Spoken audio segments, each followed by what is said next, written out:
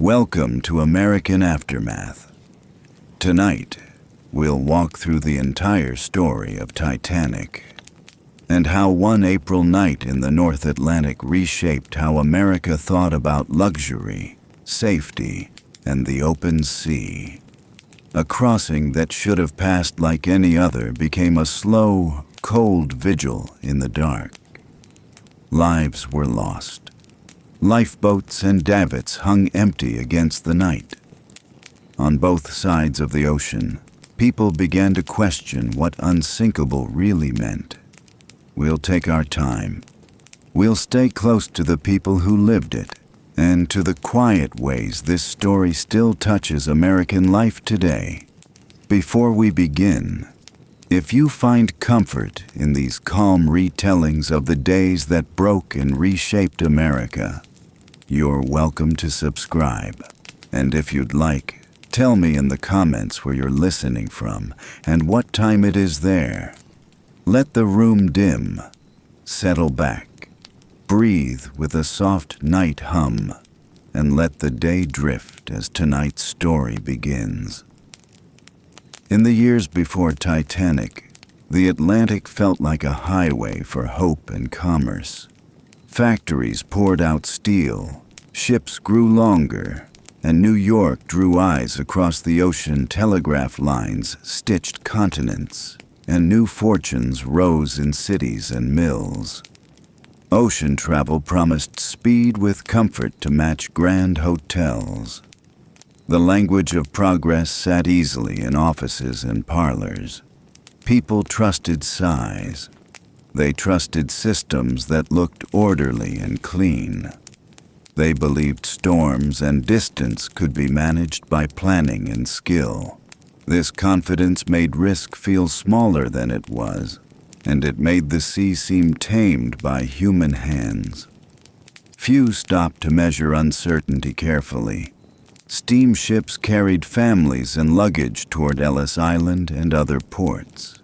Lines formed on piers as ticket agents checked papers and weighed trunks.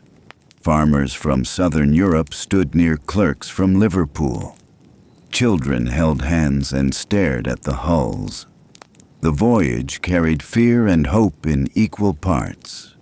Letters home had promised work and kin waiting with a room.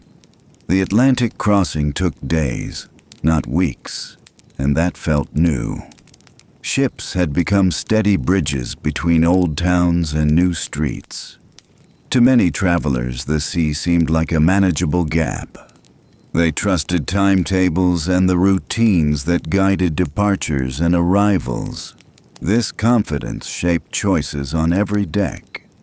Shipping companies fought for prestige and steady revenue.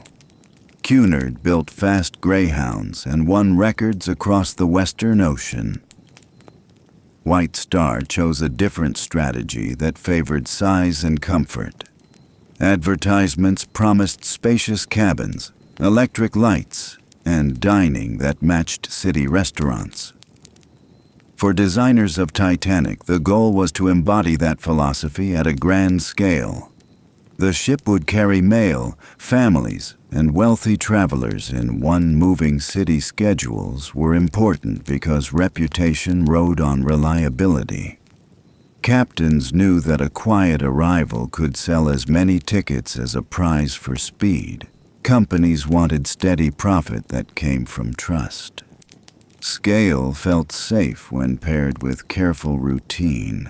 In Belfast, yards filled with scaffolds, cranes, and rivet teams. Harland and Wolff managed thousands of tasks that had to meet in one hull. Plates arrived from mills and were marked, heated, and bolted into place. Keel blocks held the lines while workers shaped curves by rule and eye. Noise rolled off the water as hammers struck steel in steady rhythms. The work was proud, dangerous, and skilled. Apprentices learned by watching and by trying again until it was right. Supply chains reached across Britain and into America for fittings and finishes. The finished vessel embodied careful planning and shared labor over years. Every error mattered to safety and pride. Wireless sets transformed how ships spoke to shore and to one another. Marconi operators tapped messages that bridged loneliness and solved small problems.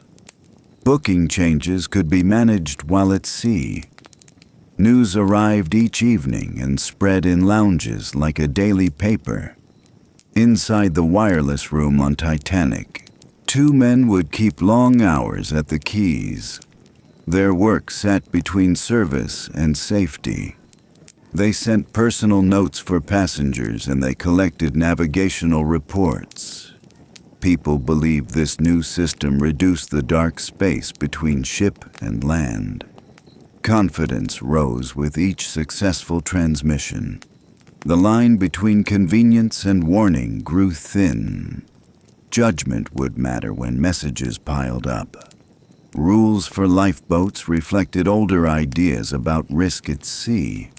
Tonnage tables set numbers that did not match full capacity. Large ships counted on their own hulls to stay afloat with moderate damage. Lifeboats were seen as shuttles to a nearby vessel, not as the only refuge. Drills focused on fire and on collisions in busy channels.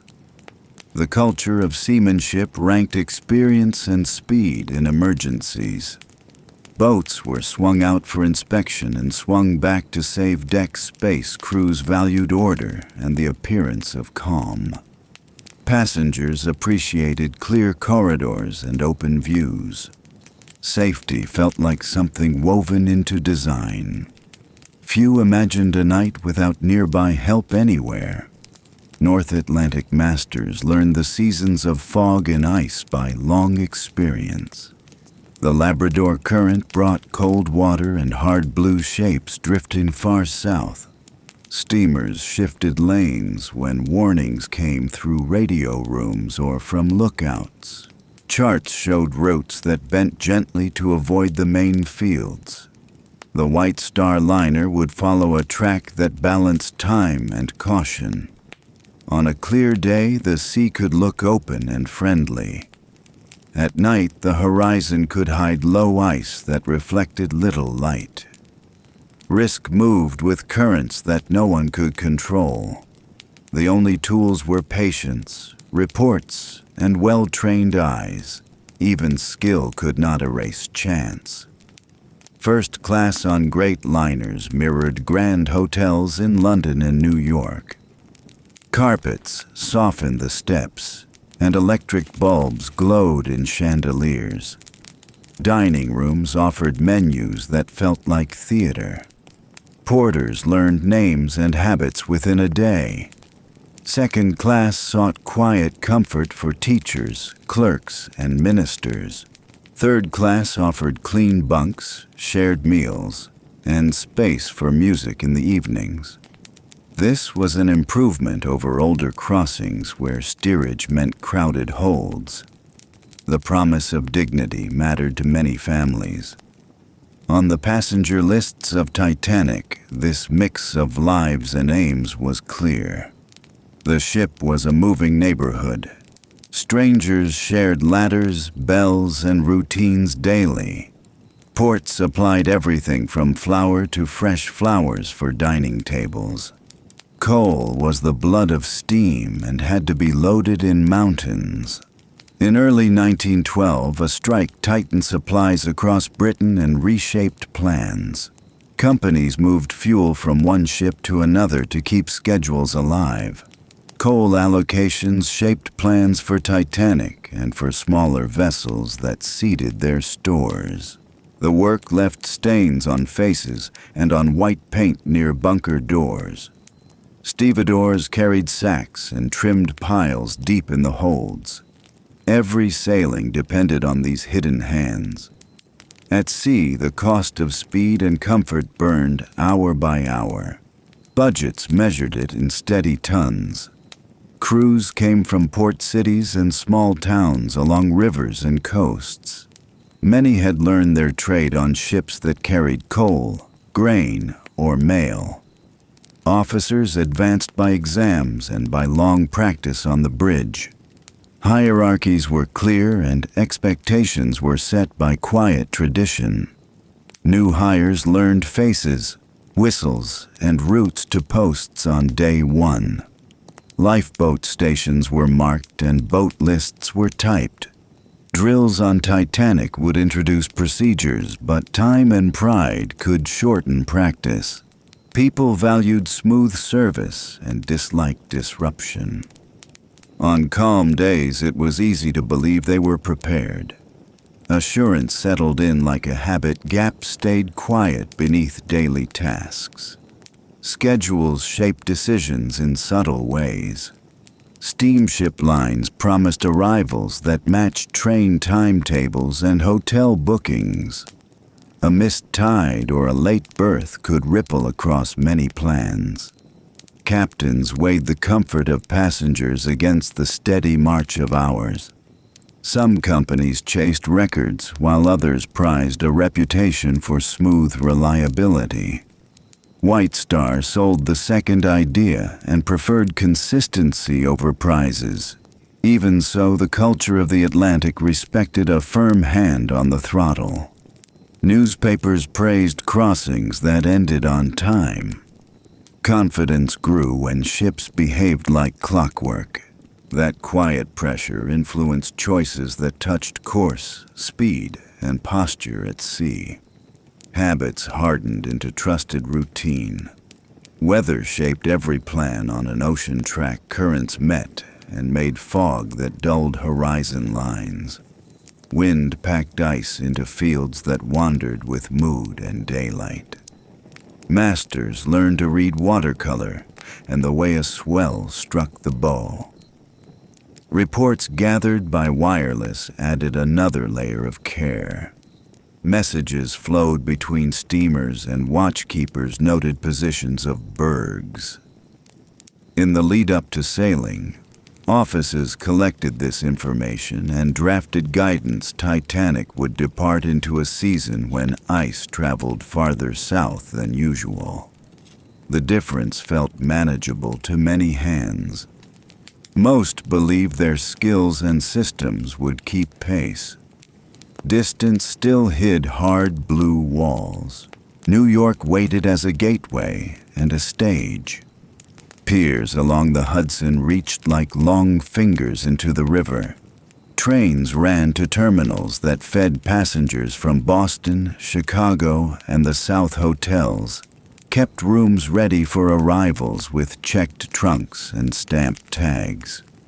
Newspapers covered comings and goings with small notes in the city pages. Insurance offices tracked cargo and lives with ledgers and careful sums. Federal inspectors toured ships and filed reports that satisfied current rules. The system worked most days and people trusted it.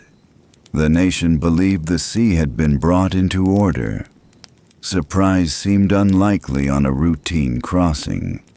Calm expectations settled over schedules. Cities celebrated progress with towers, subways, and new parks. Electricity lifted elevators and filled streets with light after supper. Newspapers praised bridges, tunnels, and engineering feats that saved time. The same tone flowed into coverage of modern liners. Some articles called ships practically unsinkable because of watertight doors and careful compartment plans. Many readers accepted this as a sign of maturity in design.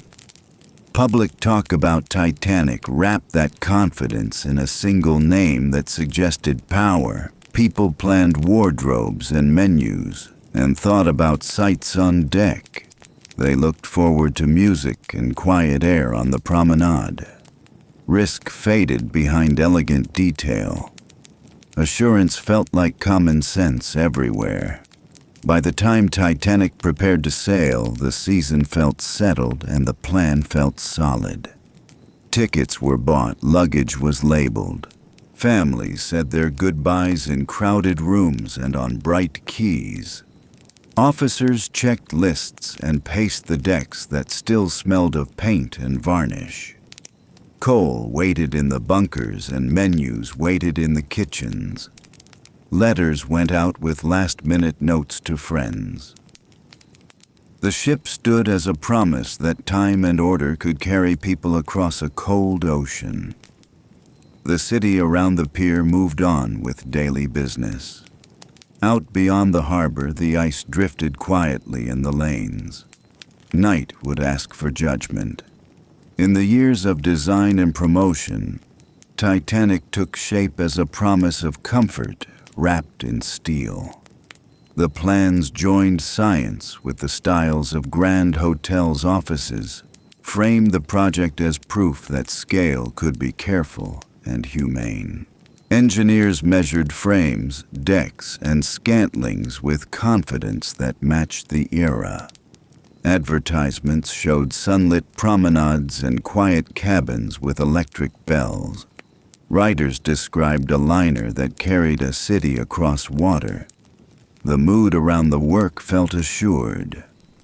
A large hull seemed to turn risk into a small set of numbers.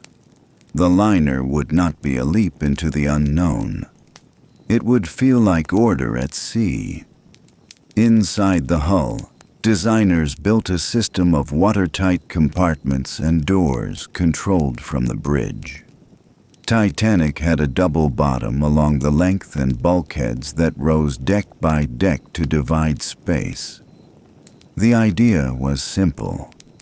Local damage could be sealed in, and the liner could remain afloat while help arrived. Bulkhead heights left openings above E-deck that saved weight and allowed corridors to run clear. No bulkheads reached the very top. Flooding that moved over these steps could travel farther than expected. Confidence in the plan came from trials on paper. The language of safety grew out of calculations that left little room for surprise. The hull skin and inner structure depended on rivets set by teams who worked with heat, rhythm, and speed. Titanic used thousands of steel rivets and some iron rivets in places where plates curved tightly. Each joint had to balance strength with the reality of cost and production. Plates were tested and marked, and then lifted into place by cranes and slings. Quality control relied on skilled eyes and foremen who knew the sound of a clean strike. The materials met standards of the day. Later debate would ask if some rivets were brittle in cold water. At the time, the work looked sound and the schedule looked achievable. Calculations of stability guided choices about how many compartments could flood without loss. Titanic was designed to survive the breach of several forward spaces. The model assumed a finite wound that did not travel far along the hull. Designers drew lines that showed safe trim with 2, 3, or 4 compartments full. A long cut that opened more rooms did not fit those curves. The numbers created a sense of reserve that invited calm decisions elsewhere. With that reserve in mind, public talk used confident phrases about safety. The liner seemed to wear an armor of math. The mood around those drawings never fully considered a long, narrow injury. Design choices felt modern, efficient, and humane. Yet some margins were slimmer than assumed initially. Lifeboats lined the upper deck in neat rows with davits that swung out over the side. Titanic carried boats for far fewer than all on board because the rule book measured boats by tonnage regulators believed nearby ships would complete the rescue. Boats would shuttle people rather than hold everyone at once. Designers valued clear promenades and did not want decks cluttered with extra gear. Folding boats were added as a compromise. The equipment looked clean and modern. On paper, the capacity met the requirement. That fact eased worry for passengers and planners. The system seemed rational. The gap between regulation and risk stayed quiet in everyday talk.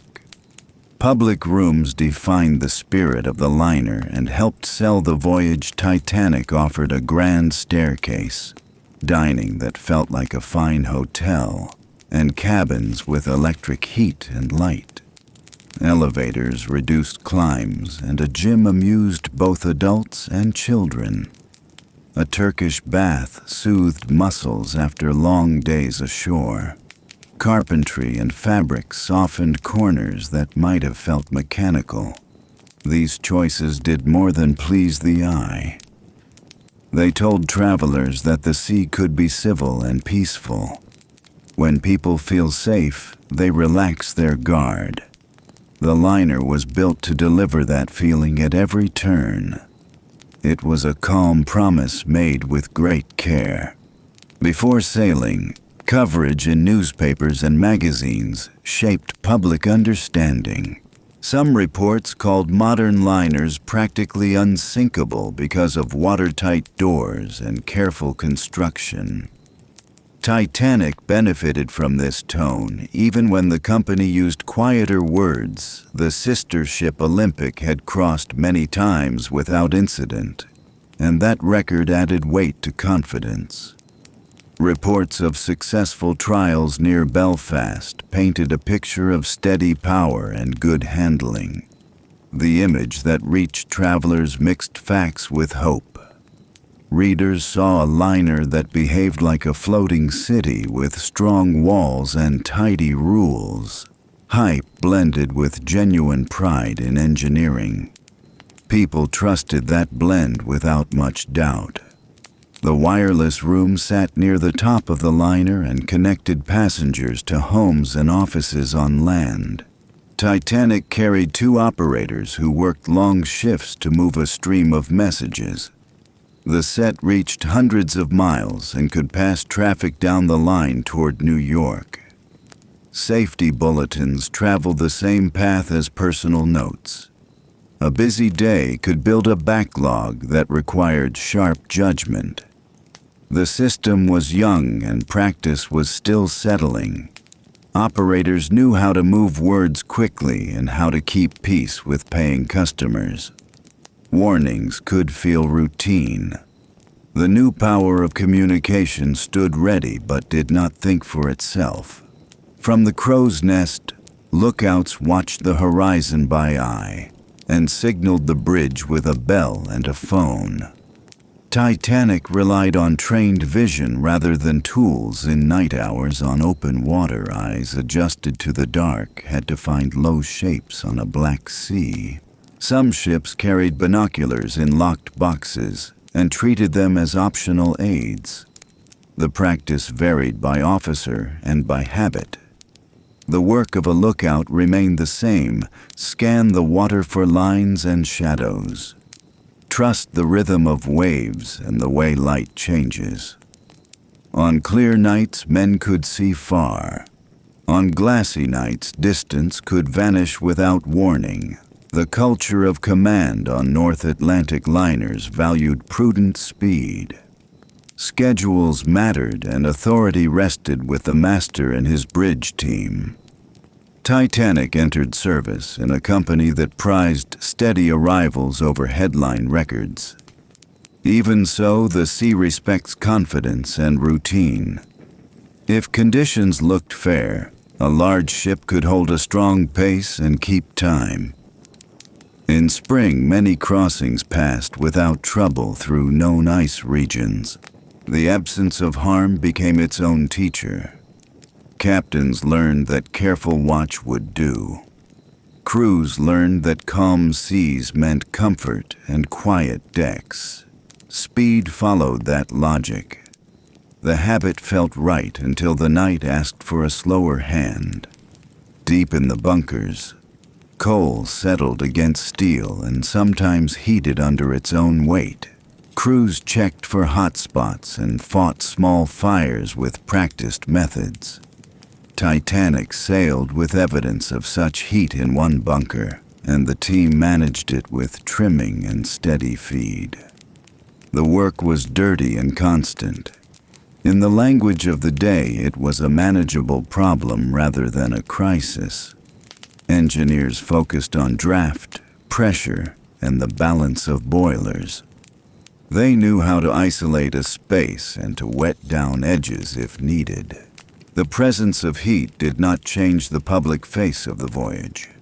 It lived below, handled by routine. Preparation for emergencies depended on lists, whistles, and meetings that set roles by name. Titanic posted boat assignments and organized crew into parties with officers in charge. Some men were new to one another and learned faces on the move. A full-scale drill would have tested every link in the chain. Time and pride often trimmed practice to a simple check of gear. Passengers preferred quiet decks, and staff preferred smooth service. The belief in the liner's safety reduced pressure to rehearse. When orders did come, they would have to travel quickly through a maze of rooms and stairways. The plan was set. Human ties were still thin. The engine spaces held pumps, valves, and power that could light a town. Titanic spread electricity through miles of cable. Watertight doors could close by command, and by float triggers below hydraulic gear moved with steady force. The systems were real and impressive. They were not a cure for every kind of damage. A long gash could defeat the pattern of compartments pump rates could lose against cold water moving through unseen seams.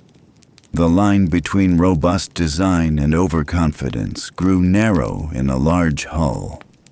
People saw bright lights and heard steady engines. They felt secure. The limits of the machinery stayed hidden until they would be tested. Rules and inspections framed how the liner met the state. The liner earned clearances that matched the rule book exactly. Surveyors checked hulls, pumps, and boats with forms that reflected older tonnage and older ships. The Board of Trade measured compliance and granted papers. Company officers felt satisfied with those results. Shareholders saw a valuable asset go to work. The recent coal strike had stretched budgets and patience in many yards and offices. Even so, the finish met a standard that looked polished to the public eye. Oversight worked within its lane. The gap between law and real capacity at sea remained wider than most people understood. By the end of design and promotion, Titanic stood as a careful balance between engineering, image, and habit. The liner carried real strengths that reduced common dangers. It also carried quiet weaknesses that relied on luck and nearby help. The world around it fed confidence with kind words and proud statistics. Passengers stepped aboard believing that order would hold. Officers looked out at a route they knew by heart. No one felt reckless. They felt ready for a normal passage in fair weather. The stage was set by choices made long before sailing. The next days would test that design in the only way the sea ever accepts.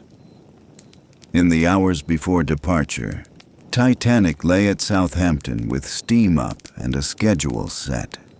Porters moved trunks across the quay, and children stared at the vast hull. Ticket clerks checked lists, doctors looked for fevers, and officials stamped papers with practiced speed. Coal dust marked faces near the bunker doors, and fresh paint gave off a sharp smell along the gangways. Stewards learned names and routes as they guided families to cabins and explained bells and meal hours. Boats hung ready above, and bunting lifted in a light breeze that rippled flags from rail to rail. Nothing felt rushed, and small delays settled into the give and take of a working port. Lines came off the bollards and tugs took hold to guide the new liner down the river. Whistles answered along the quays, and small craft paused to watch the slow, careful turn. As the ship passed moored vessels, a sudden draw of water pulled a nearby steamer from its lines. Engines checked, tugs pushed, and quick orders kept hulls from touching as deckhands threw heaving lines. The near brush ended with a hush, and then a release of breath that ran along the rails. Routine resumed at once, and the wide water ahead opened like a firm road toward the sea. At Cherbourg, the harbor was too tight for the large hull, so tenders ferried people and mail. Passengers boarded from the pier to the smaller boats, and then climbed to the gangways with porters close behind. Evening light softened the town, and the saloon deck glowed as stewards set table for a late-sitting. Families found their places. Letters changed hands, and more trunks slid into numbered rooms below. Local pilots guided the movement with calm skill, and the tenders withdrew under a clear sky. The sea beyond the breakwater looked gentle, and the night settled with the low murmur of engines. At Queenstown, the tenders worked again, carrying Irish emigrants with cases, shawls, and folded notes from home. Mailbags passed hand to hand, and clerks logged numbers in a pace learned over many seasons. On the boat deck, men leaned on rails and watched the town and the green hills blur into a softer distance. A few last letters were sent ashore, and a few small bundles came aboard with tight grips. The tenders backed away and turned home as the liner shaped her course west into open water. The town fell behind, and the horizon stretched long and clean, with gulls still following for a time. In first class, the rooms looked like a city hotel carried to sea by careful hands. Breakfast arrived on white cloths, and the day moved with a slow comfort that made time feel generous. People walked the promenade, tried the gym, and studied the menu posted outside the dining saloon. Musicians rehearsed light pieces that would drift through the rooms after supper. Conversations turned to business, books, and upcoming stays in New York hotels that had already held rooms.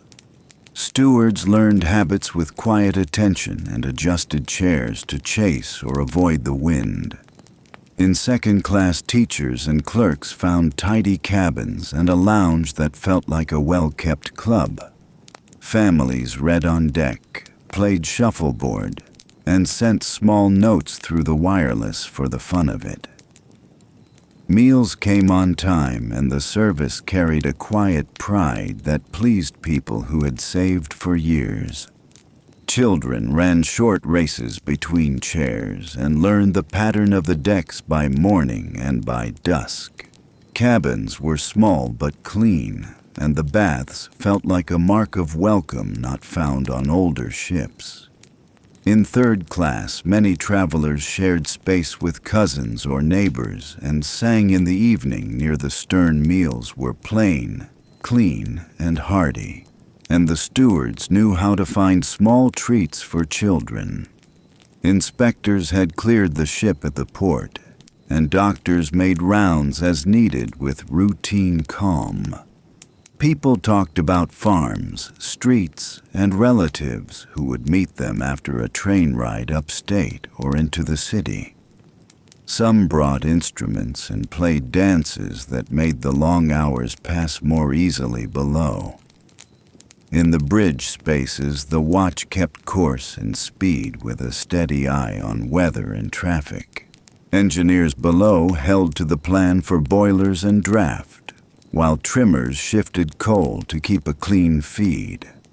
A heated patch in a bunker drew attention and was managed with trimming and steady burn, as was common. Grease tins, wrenches, and gauges filled shelves where men moved by habit learned over years on mailboats and freighters. The temperature rose and fell in cycles that matched the watches, and the air tasted of salt and coal. Reports climbed to officers who signed off and kept the larger picture in mind as the sea opened ahead. In the wireless room, sparks snapped while messages moved for passengers and for the routine business of the line. The operators kept long hours, logged traffic, and passed notes to stewards who knew exactly where to go. Family greetings went out. Meetings were arranged, and small triumphs were shared across hundreds of miles.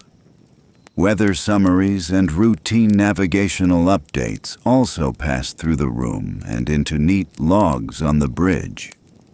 The new power of near-instant contact made the sea feel closer to land, and it lifted moods everywhere. On the open Atlantic, the watches settled into rhythm as the bow rose and fell on a long, even swell. Lookouts scanned the horizon and rang the bell for small craft or lights, and then returned to the slow sweep. Officers checked compasses and compared them to the sky at dusk and dawn with habits learned as young men. The helmsman took quiet orders and held the needle steady while the ship drove ahead at a firm pace. The routine of a good passage shaped each day and gave everyone a sense that the plan was sound. Games on deck set small groups laughing, and chairs clicked as porters arranged them to face sun and lee. Readers settled under rugs with books and newspapers that had followed them aboard. In the smoking rooms, men compared voyages and spoke about markets, while stewards brought tea and clear broth. Women gathered in lounges, wrote letters, and shared news of weddings, schools, and small aches that travel brings. On quiet afternoons, a few passengers tried the gym equipment and laughed at the moving saddles and the electric horse. The band rehearsed and found a soft volume that left room for talk and for the open sound of the sea. On Sunday morning, a short service offered prayers and hymns that many knew by heart. Captain Smith attended, and the words fit the calm mood of a ship in good order. Afterward, people walked the decks again and spoke about the weather, the music, and the shine of the railings. Children played in the playroom, and new friends agreed to meet later for cards and a late dessert. In kitchens and pantries, a careful dance kept soups, roasts, and puddings moving in order to the tables. Night fell with a clear sky, and the steady bow wave made a regular hush against the hull. Boat lists were posted for crew and officers, with parties named for each boat and each task. Some practice took place with checks of gear and short talks rather than full movements that might disrupt the decks. Men learned faces and voices and trusted that signs and whistles would pull the plan together if needed. Passengers noticed little beyond a few ropes coiled near the boats and a faint smell of fresh canvas. The idea of a drill rarely crossed dinner talk, because the voyage felt predictable to almost everyone on board. The calm of an ordinary crossing made preparation feel complete, even when practice did not run, end to end. The ship carried pantries, ovens, and cool rooms that could serve a small town with regular meals and tea. Bakers rose in the dark to start dough for rolls and loaves that reached tables by late morning. Butchers trimmed cuts as orders came down, and the larders held fruit and greens under close watch. Fresh water was made and stored. Laundry teams pressed linen, and carpenters kept a running list of small fixes. the work moved without display, which was the point, because comfort depended on service that seemed to happen by itself. As the days passed, the air grew cooler, and the sea kept a slow roll that pleased seasoned travelers. Sunlight held long in the afternoons, and the deck rails stayed dry under a high sky. At night, the stars were sharp, and the horizon ran like a line cut with a fine tool. Engines kept the same patient beat, and the wake spread white, and even far behind the rudder. The days felt full but not hurried, and people slept well in rooms that hardly trembled. Small routines built small communities that lasted only for the length of a crossing. A barber cut hair in a narrow shop, and a photographer sold portraits that families tucked into envelopes. Ladies tried on hats bought in Cherbourg and compared notes on fabrics with a dressmaker traveling home. Steerage passengers traded recipes and words from several languages and laughed at phrases that shifted meaning. Off-duty, sailors told stories about foghorns and whales and the way a harbor smells at dawn. Some travelers had made many crossings and treated the days as a pause between chapters of work. Others were on a first voyage and walked every deck to learn the lines of the ship. Couples posed at the rail for a friend with a camera and then stood quietly to watch the water. A few famous names drew glances, though the general rule was courtesy and a wish to let people rest. Everywhere the tone stayed calm, which suited the design and the service that White Star wanted people to remember. Each noon a position was marked and a small crowd checked the run with friendly pride in the miles gained. The log told a story of steady progress, and the weather sheets showed conditions that fit the season. Engineers compared consumption to plan and looked ahead to make sure landfall matched the expected hour.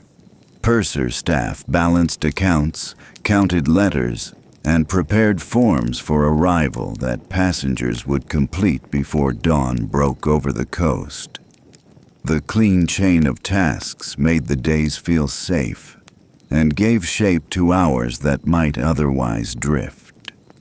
By late Sunday, the routines had become second nature, and Titanic felt like a town at sea. Cabins were tidy, trunks were settled, and Titanic moved west at a practiced, steady rate. Officers logged daily weather, and Titanic kept her pace under a sky that looked clean and friendly. Passengers looked ahead to New York and Titanic's arrival as a simple end to a week. The sea still asked for watchful eyes, and the night would soon turn colder than expected. On the late Sunday of April 14th, Titanic moved west under a clear, cold sky that felt newly sharp.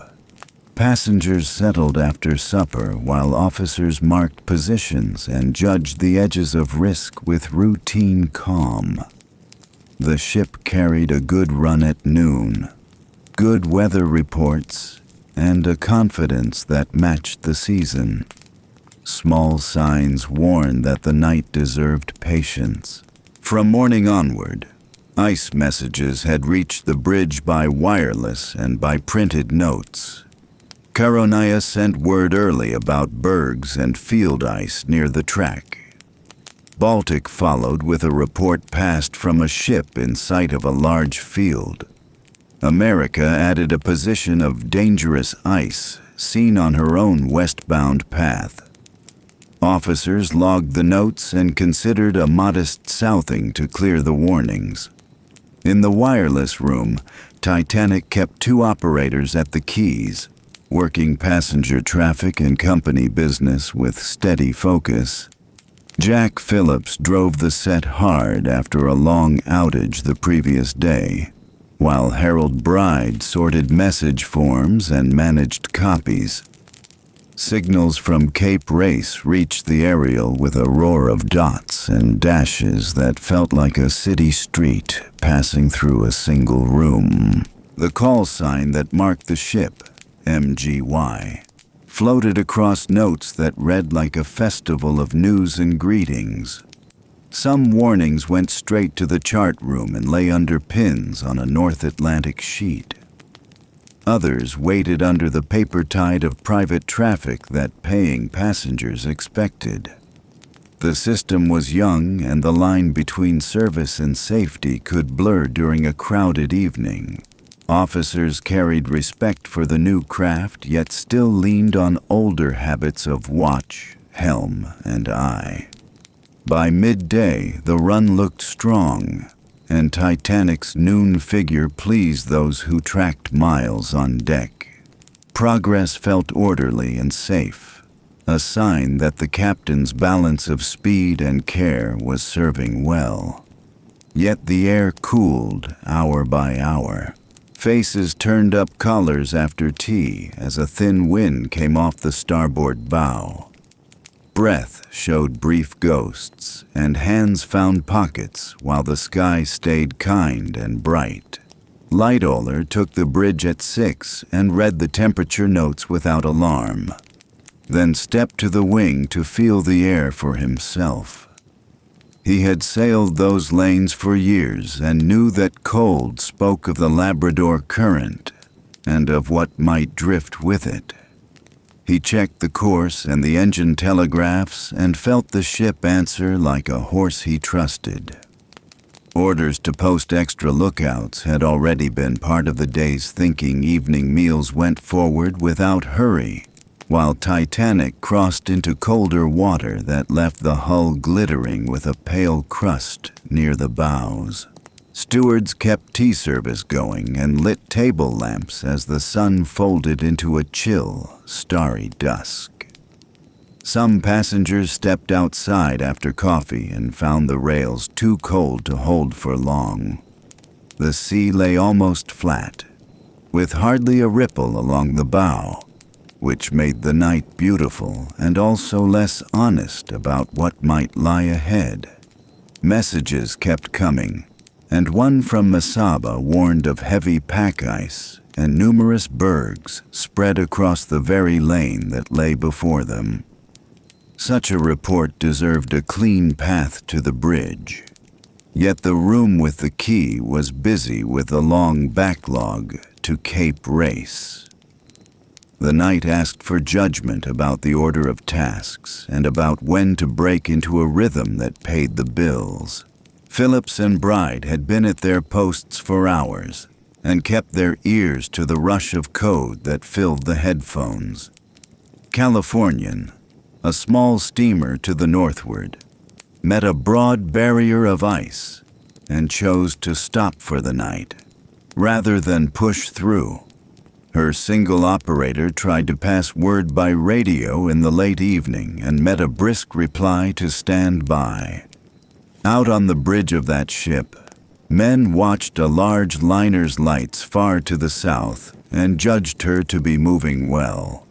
The cold deepened on both vessels, and patience felt like the safest tool in any kit. On board the great liner, Titanic held a steady 22 knots across water that looked like ink and glass.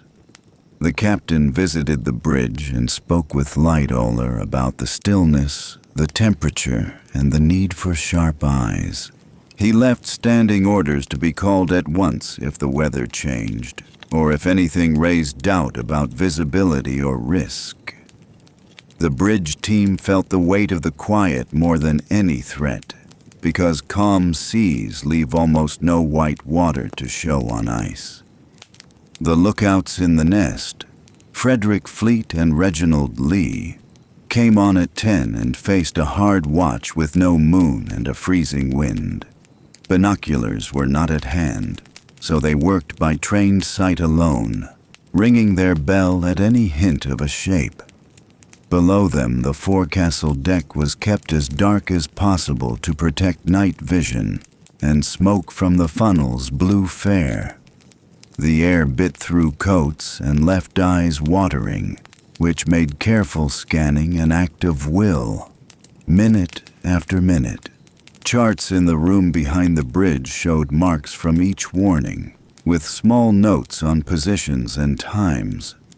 Officers measured the likely spread of the field by current and wind, and chose a mild alteration that kept distance while holding schedule. The decision fit company practice and the captain's style, which valued steadiness and clear judgment over show. No one on the bridge thought they were daring. The CRMS Titanic had only been in service for days. Yet her officers already knew the small voices of the ship, like the tone of the wind at each quarter. That familiarity bred care as much as ease. Engines kept their rhythm, the wheel answered, and the bow wave whispered along the plates with a sound that never quite left the ear. Such cues told watchkeepers when a change had come, and on that night they reported only the steady truth of a calm sea under starlight. Warnings spoken in daylight can feel like history by night, and Titanic carried that human habit like every other ship. Some notes were folded and filed after the officers read them. One lay in a pocket, another in the chart room, and another was still in the wireless queue behind kind wishes and business matters. The chain was strong enough most days, until a night arrived that asked every link to hold at once. Lightoller handed the ship to Murdoch at 10 and spoke about the chill and the need for care, then turned in. On deck, passengers drifted toward cabins as the cold crowded even the most cheerful conversations indoors. Below, stokers and trimmers kept up the firebed and sent a steady breath of power forward. Murdoch kept the course and listened to the sea speak in that even tone that suggests everything is in hand. Calm water has its own dangers because it robs the eye of the little hints that help a lookout judge distance and shape. A swell shows white along a berg, and a broken surface can draw a faint border around an obstacle. On that night, the sea looked smooth as a lake, and the stars fell to the horizon like scattered frost. Eyes could not rest for long, because the cold punished blinking and the job allowed no pause. In the chart room, men traced courses with rulers and looked again at the page of ice marks. Some spoke of slowing when they reached the higher risk zone later that night. Others believed the clear sky gave enough sight line to hold speed with caution, since the route was familiar and the eyes were good. The captain's standing guidance stayed the anchor for both views. Far off, lights on other ships came and went with the sway of the earth and the curve of the sea.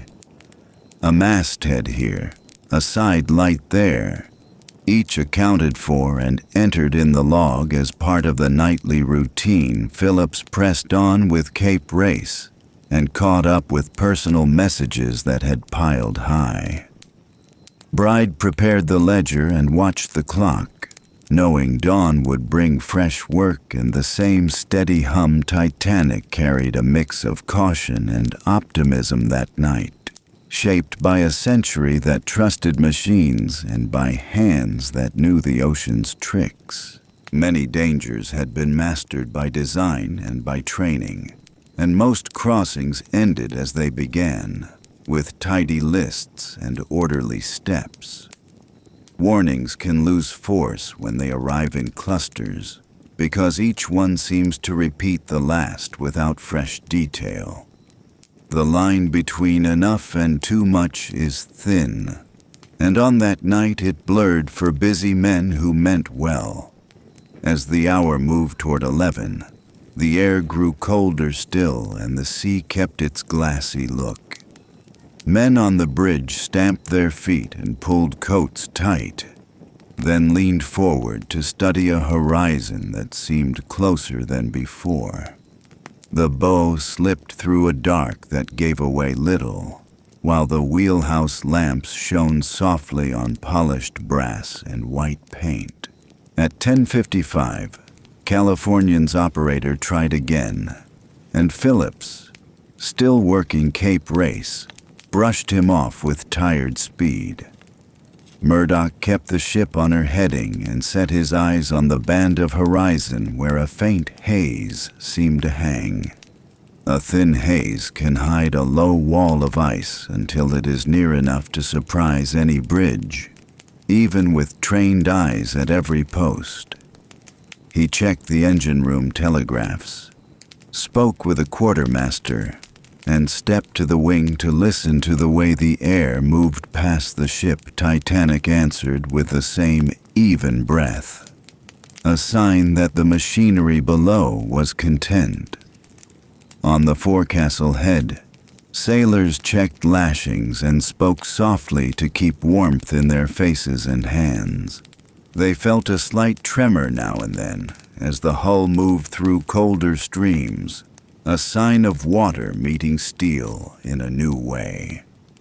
Up above, Fleet and Lee leaned into their work and kept the bell rope ready. The hour between 10 and 11 can feel long at sea, and that slow stretch can tempt any mind to drift, so they fought to stay present. Near 11:30, the cold grew sharper still, and Titanic pressed on with the same pace that had pleased everyone since noon. The long lines of the decks lay quiet, the lamps were shaded, and the stars held their places above a sea that seemed to sleep. Inside, a few card games lingered and the band put away their instruments, while stewards checked doors and settled the last requests of the night. On the bridge, the next hour looked simple on paper, with a course line, a steady speed, and a plan to call the captain if any fog appeared. The bell waited in the frozen dark. In the late minutes before midnight, Titanic met its test in a band of cold, clear water. The sky held stars without a moon, and the sea lay flat as polished slate. From the nest, the lookouts scanned the horizon and kept their bell rope ready. Breath burned in their throats, and eyes watered in the wind.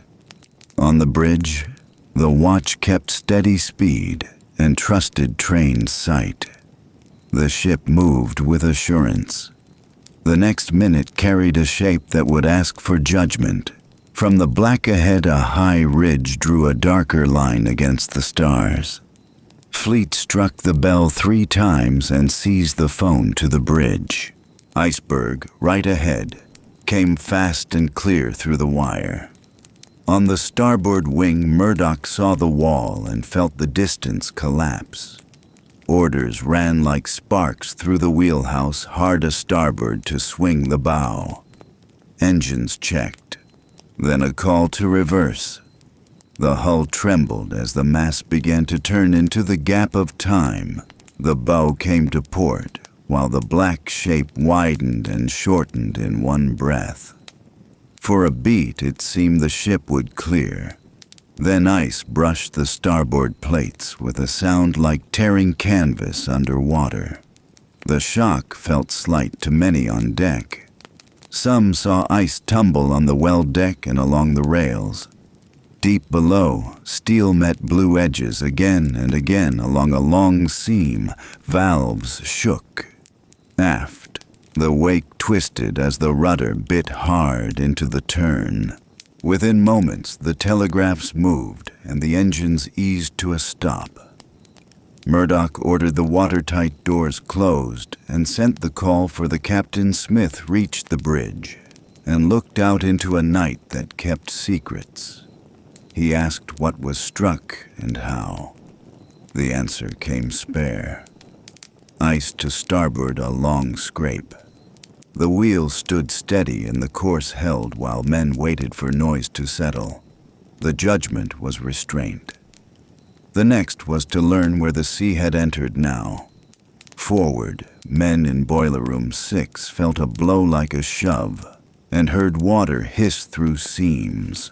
Plates buckled and wept down the starboard side near the turn of the bilge. Trimmers saw coal slide and fought to steady the feed. The roar of water grew against the heat of the furnaces.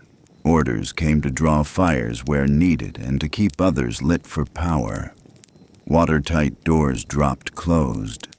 Lamps swung as teams grabbed tools and shovels. The sea found a path beneath feet. Farther aft, the mailroom crew saw water surge through partitions and lift canvas bags from racks. Clerks tried to move sacks up the passage, then turned back as the rise outpaced their strength. The sound in those spaces changed from percussive knocks to a steady rush. Lights flickered and steadied. A guard went to report. Men above heard the news with surprise because the jolt had not seemed large. The sea was inside, and it was moving with purpose through rooms built for order. Thomas Andrews began a tour with officers and carpenters, stepping through passages to view the forward spaces. In each compartment he measured water by eye against frames and stringers. The pattern formed quickly. The four-peak tank was open to the sea. Number 1 hold flooded. Number 2 and number 3 took water fast. In Boiler Room 6, the inflow was heavy. That made 5 sections open at once. The design allowed for fewer. The sums in his head turned confidence into a quiet warning now.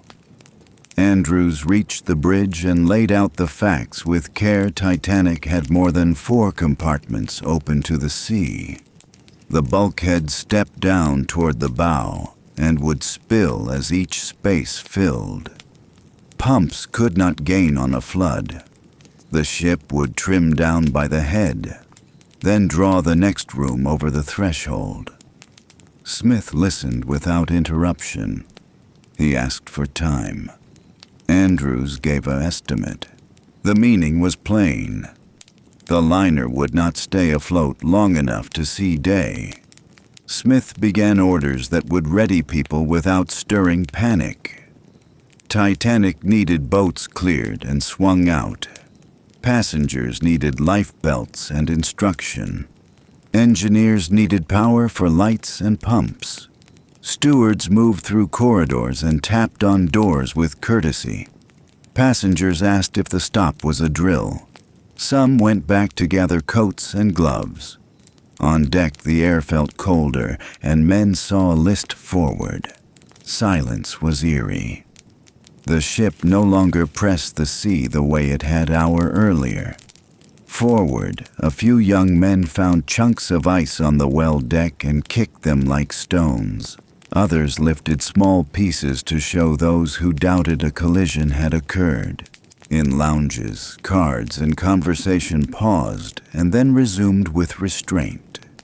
In steerage, families listened to the change in the sound of the hull and waited for news. The ship was warm and bright. That comfort could confuse judgment. People trusted the room they stood in more than the water they could not see. On the bridge, Smith and Murdoch balanced caution with the need for power. Engines had stopped on the order, then turned for headway that aided steering and kept electricity sure. Titanic needed light and pumps more than speed. Quartermasters took compass bearings and watched for any change in list or trim.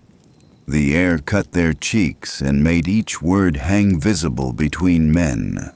A runner crossed to the chart room with notes from below. The night seemed unchanged, which felt stranger than any pitch. In the wireless room, the operators prepared for emergency work that might be needed soon. Titanic had the reach and call signs for help if ordered. Phillips checked set and freed space on the table.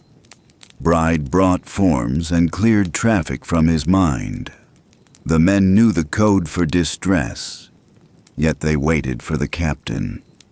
A quiet pass-through room felt like the pause before a storm. Around them, currents sang softly in wires and decks creaked low as water found weight above. Carpenters went to sound the ship with long rods and logs.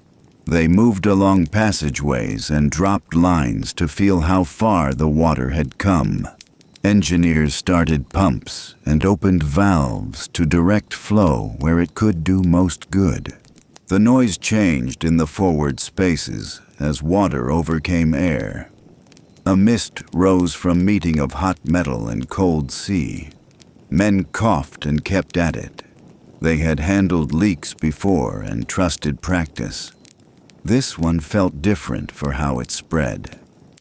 On the bridge, Smith and Andrews spoke quietly about what to do first that would help. Titanic had boats for many, but not for all. Plan would have place families early and to keep order. Andrews suggested that lifeboats go on at once, and that hatches be opened for flow to the boat deck. Smith agreed and sent word.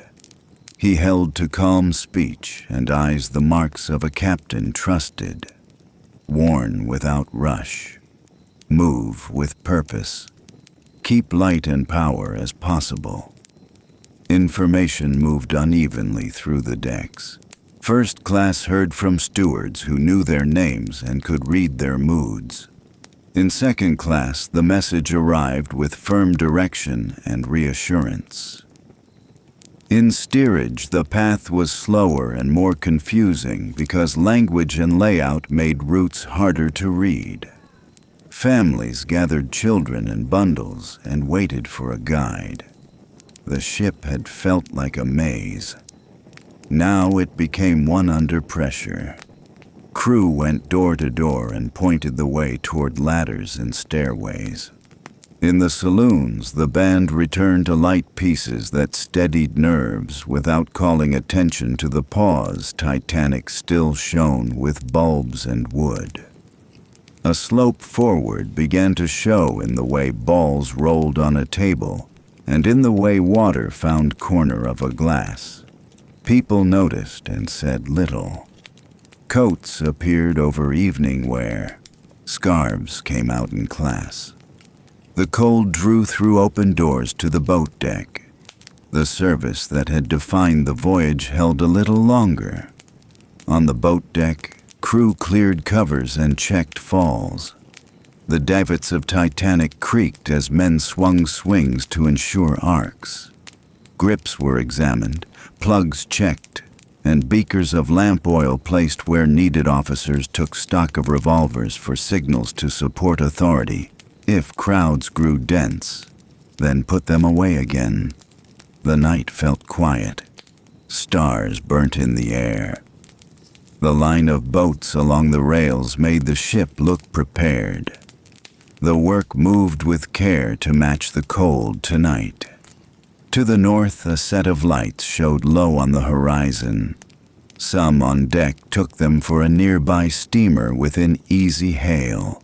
Others judged that the distance greater, a trick of cold air and clear night. Titanic had company on the lane, yet the very wide water between ships might as well have been a desert. The thought drew hope for a moment, and then faded under the press of tasks. Hope would need a wire, not a wave from the rail tonight. Below, engineers kept boilers lit to feed dynamos and to drive pumps at full draw. Titanic needed heartbeat to hold the lights and to slow the water wherever men could rig suction. Trimmers hauled coal in lines while their boots filled and emptied with each step. Steam lines sweated and valves knocked. The air was hot and tight. Orders came and clear. Men learned to read one another in that noise. They worked on faith the power they hauled would buy time for those above. Up on deck, the cold cut deeper and the stars did not move. Titanic stood in the water with a slow downward pull at the bow that most eyes could now see. Crew held lines and measured swings. Passengers gathered near the boats while stewards urged hats, gloves, and life belts. The ship was still bright and steady underfoot, which made the truth hard to accept. The first minutes after the blow had passed, the long work of rescue and parting was about to begin. On the boat deck after midnight, Titanic faced the hard work of choices. Officers moved along the rails and checked tackles with quick eyes. The order to uncover, swing out, and prepare to load carried across the cold. Stewards urged people up the stairs with a mix of calm words and firm hands. The band played light tunes that steadied the air. Stars hung bright above Titanic, which still felt large and safe. The list forward was modest. The moment asked for resolve. Boat 7 hung ready on the starboard side and took the first people. A few couples hesitated as empty seats waited. Murdoch pressed the point with clear orders. Women and children first, then men if space remained. The deck was wide and the crowd still thin, which made the risk hard to feel. Some laughed from nerves, then apologized. Life belts scratched at collars. Crew helped with knots and showed hands where to sit. The falls creaked and the boat went down into dark water. On the port side, light oar enforced women and children only with fixed resolve. Married men who tried to follow their wives were held back until the boat dipped clear. Some women refused to leave without husbands and had to be persuaded by friends and stewards. The night tested the meaning of family and of duty. Voices stayed low because Titanic still looked sound. A few joked about a brief turn around the harbor. The joke faded as rockets lifted and burst white above the masts. Signals climbed skyward in careful rhythm and left smoke drifting. Each burst said distress to trained eyes and carried hope that a ship in sight would answer. People on the deck watched the lights and asked what they meant. Officers answered with steady words and kept the work moving. Boats were swung out in rows that looked like order.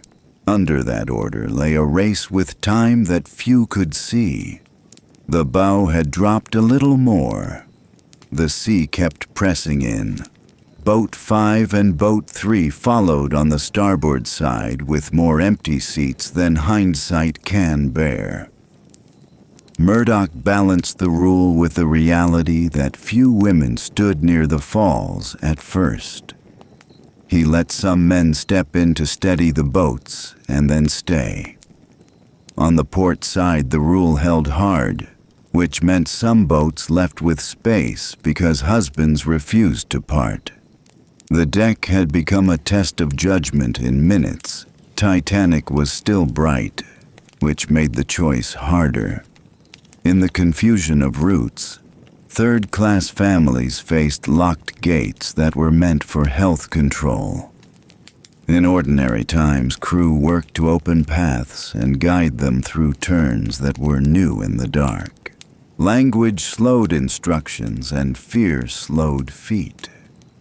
Mothers clutched children and carried small cases that held all they owned. Some reached the boats and found places after tears and careful help.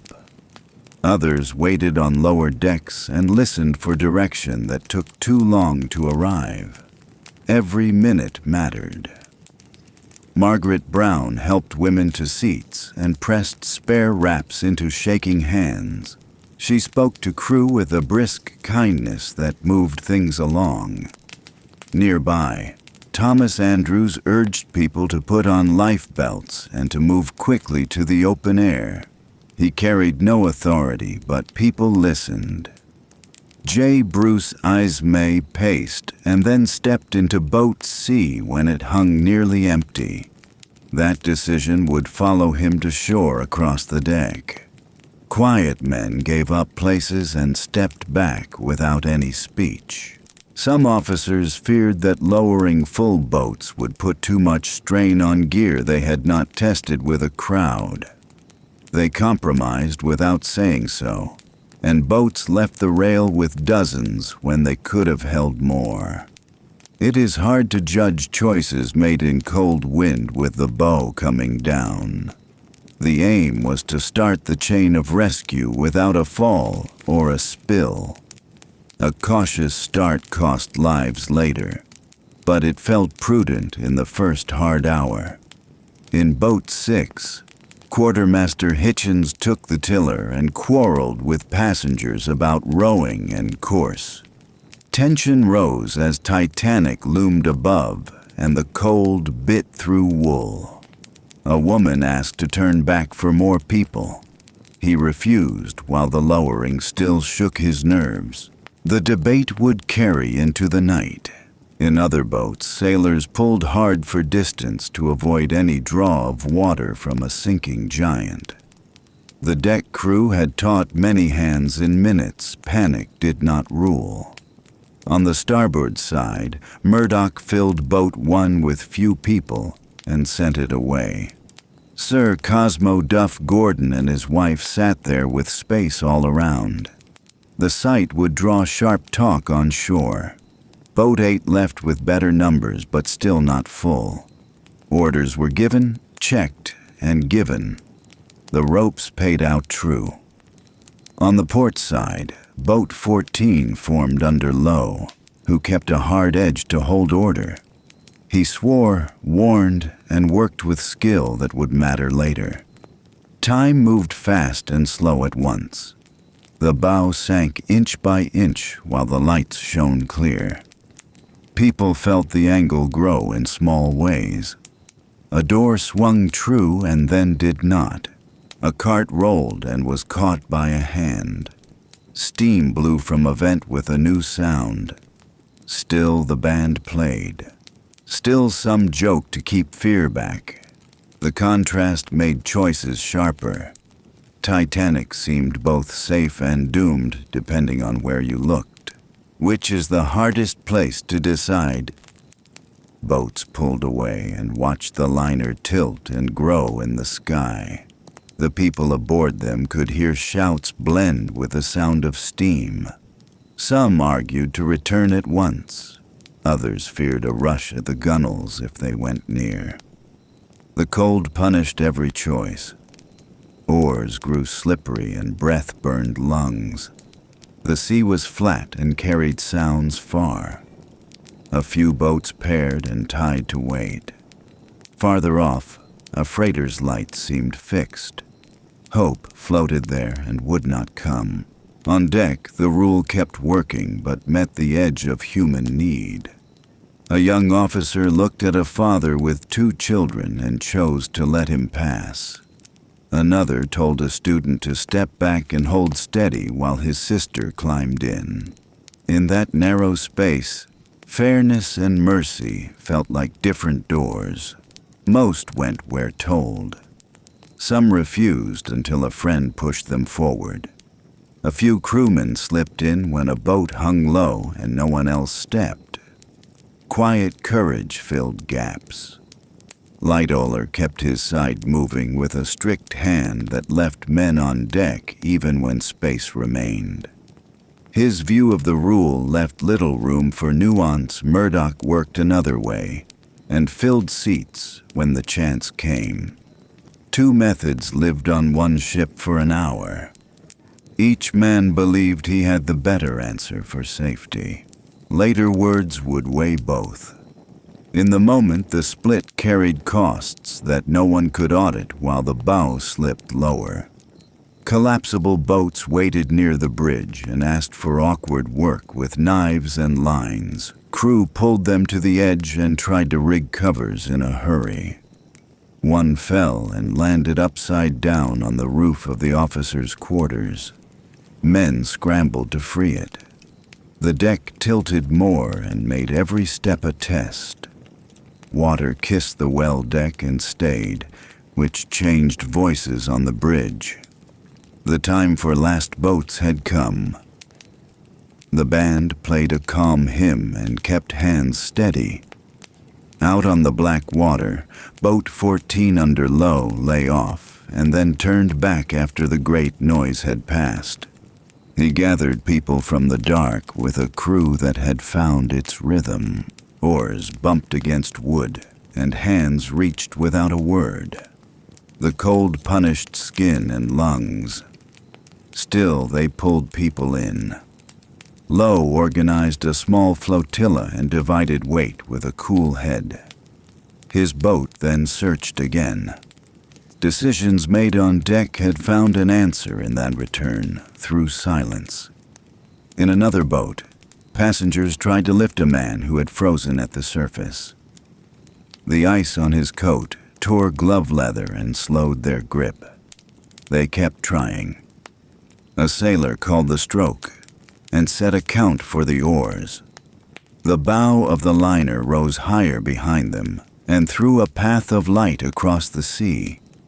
Some people could not look back. Others could not look away. Each breath felt like a choice.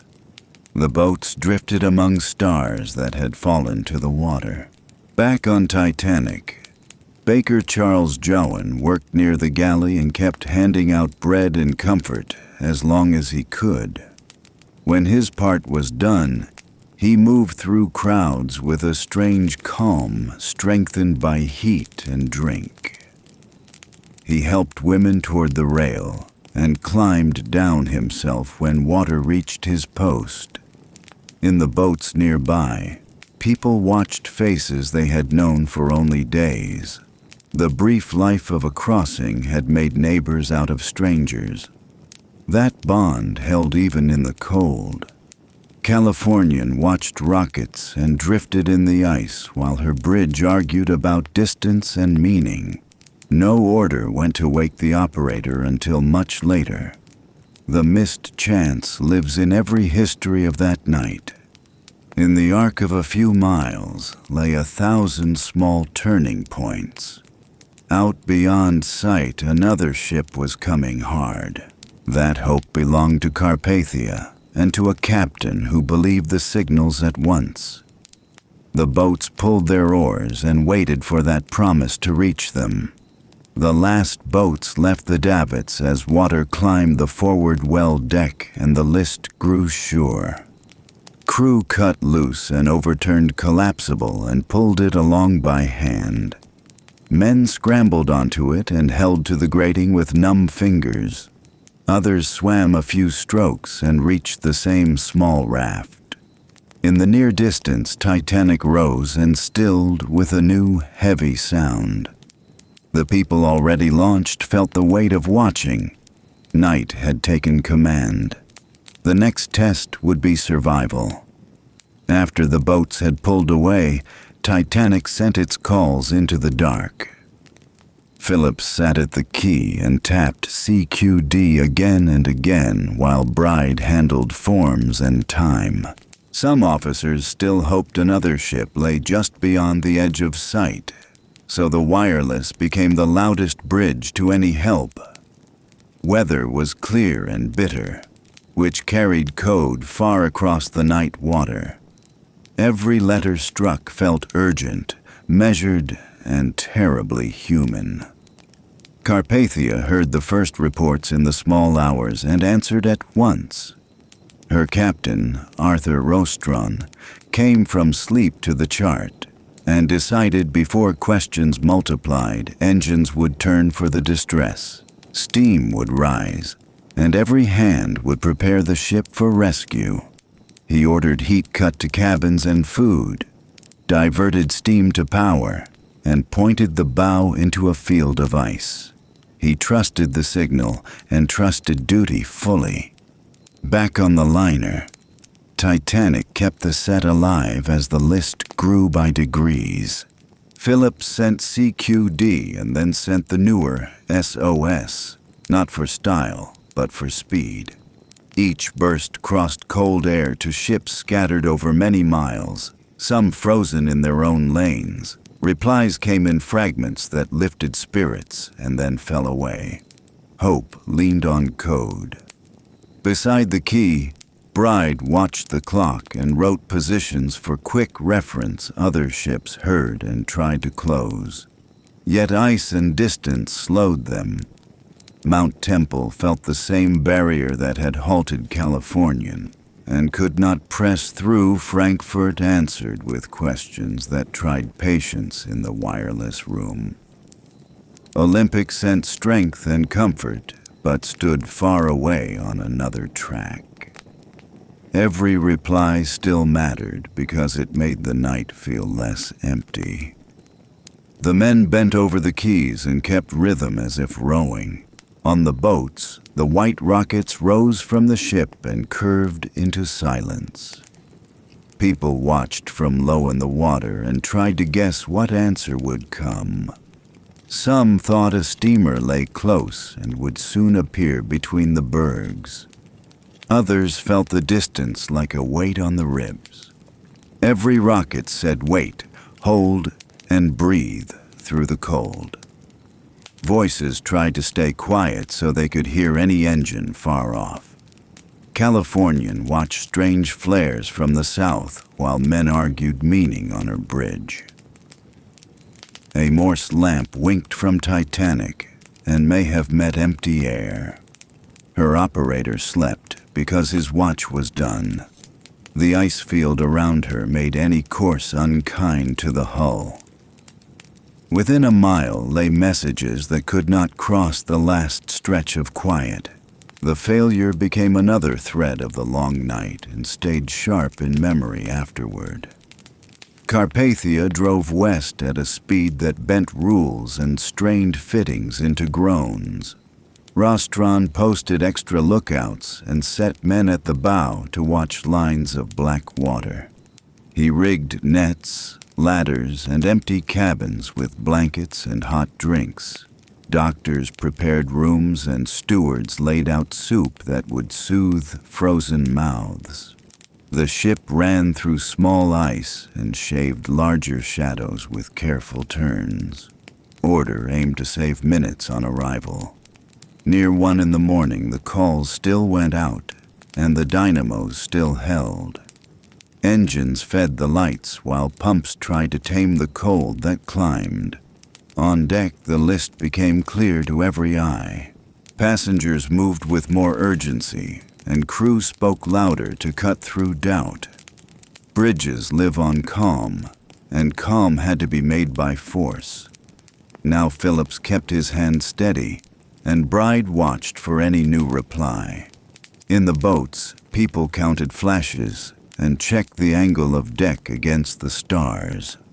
Some prayed and some planned practical things like oar orders and sharing rugs. On the overturned raft near the bridge, men balanced on the curve and gripped edges. Water froze in clothing and made every small shift more dangerous. Breath hung like smoke and time stretched thin. A low moan carried from the liner and settled on the Black Sea. Close to 2, Titanic lifted her stern higher and drove sounds through the night that no one forgot. A roar rose from deep inside as things tore and shifted against bulkheads. Many in the boats turned away, while others stared as if fixed by wire lights flickered across the rows of windows and then went out. In the dark, a final heave lifted the stern, and the hull slid under. Silence followed, then the cries. The sound of many voices carried across the flat water and cut through every heart. People in the boats argued about turning back while fear of swamping held them still.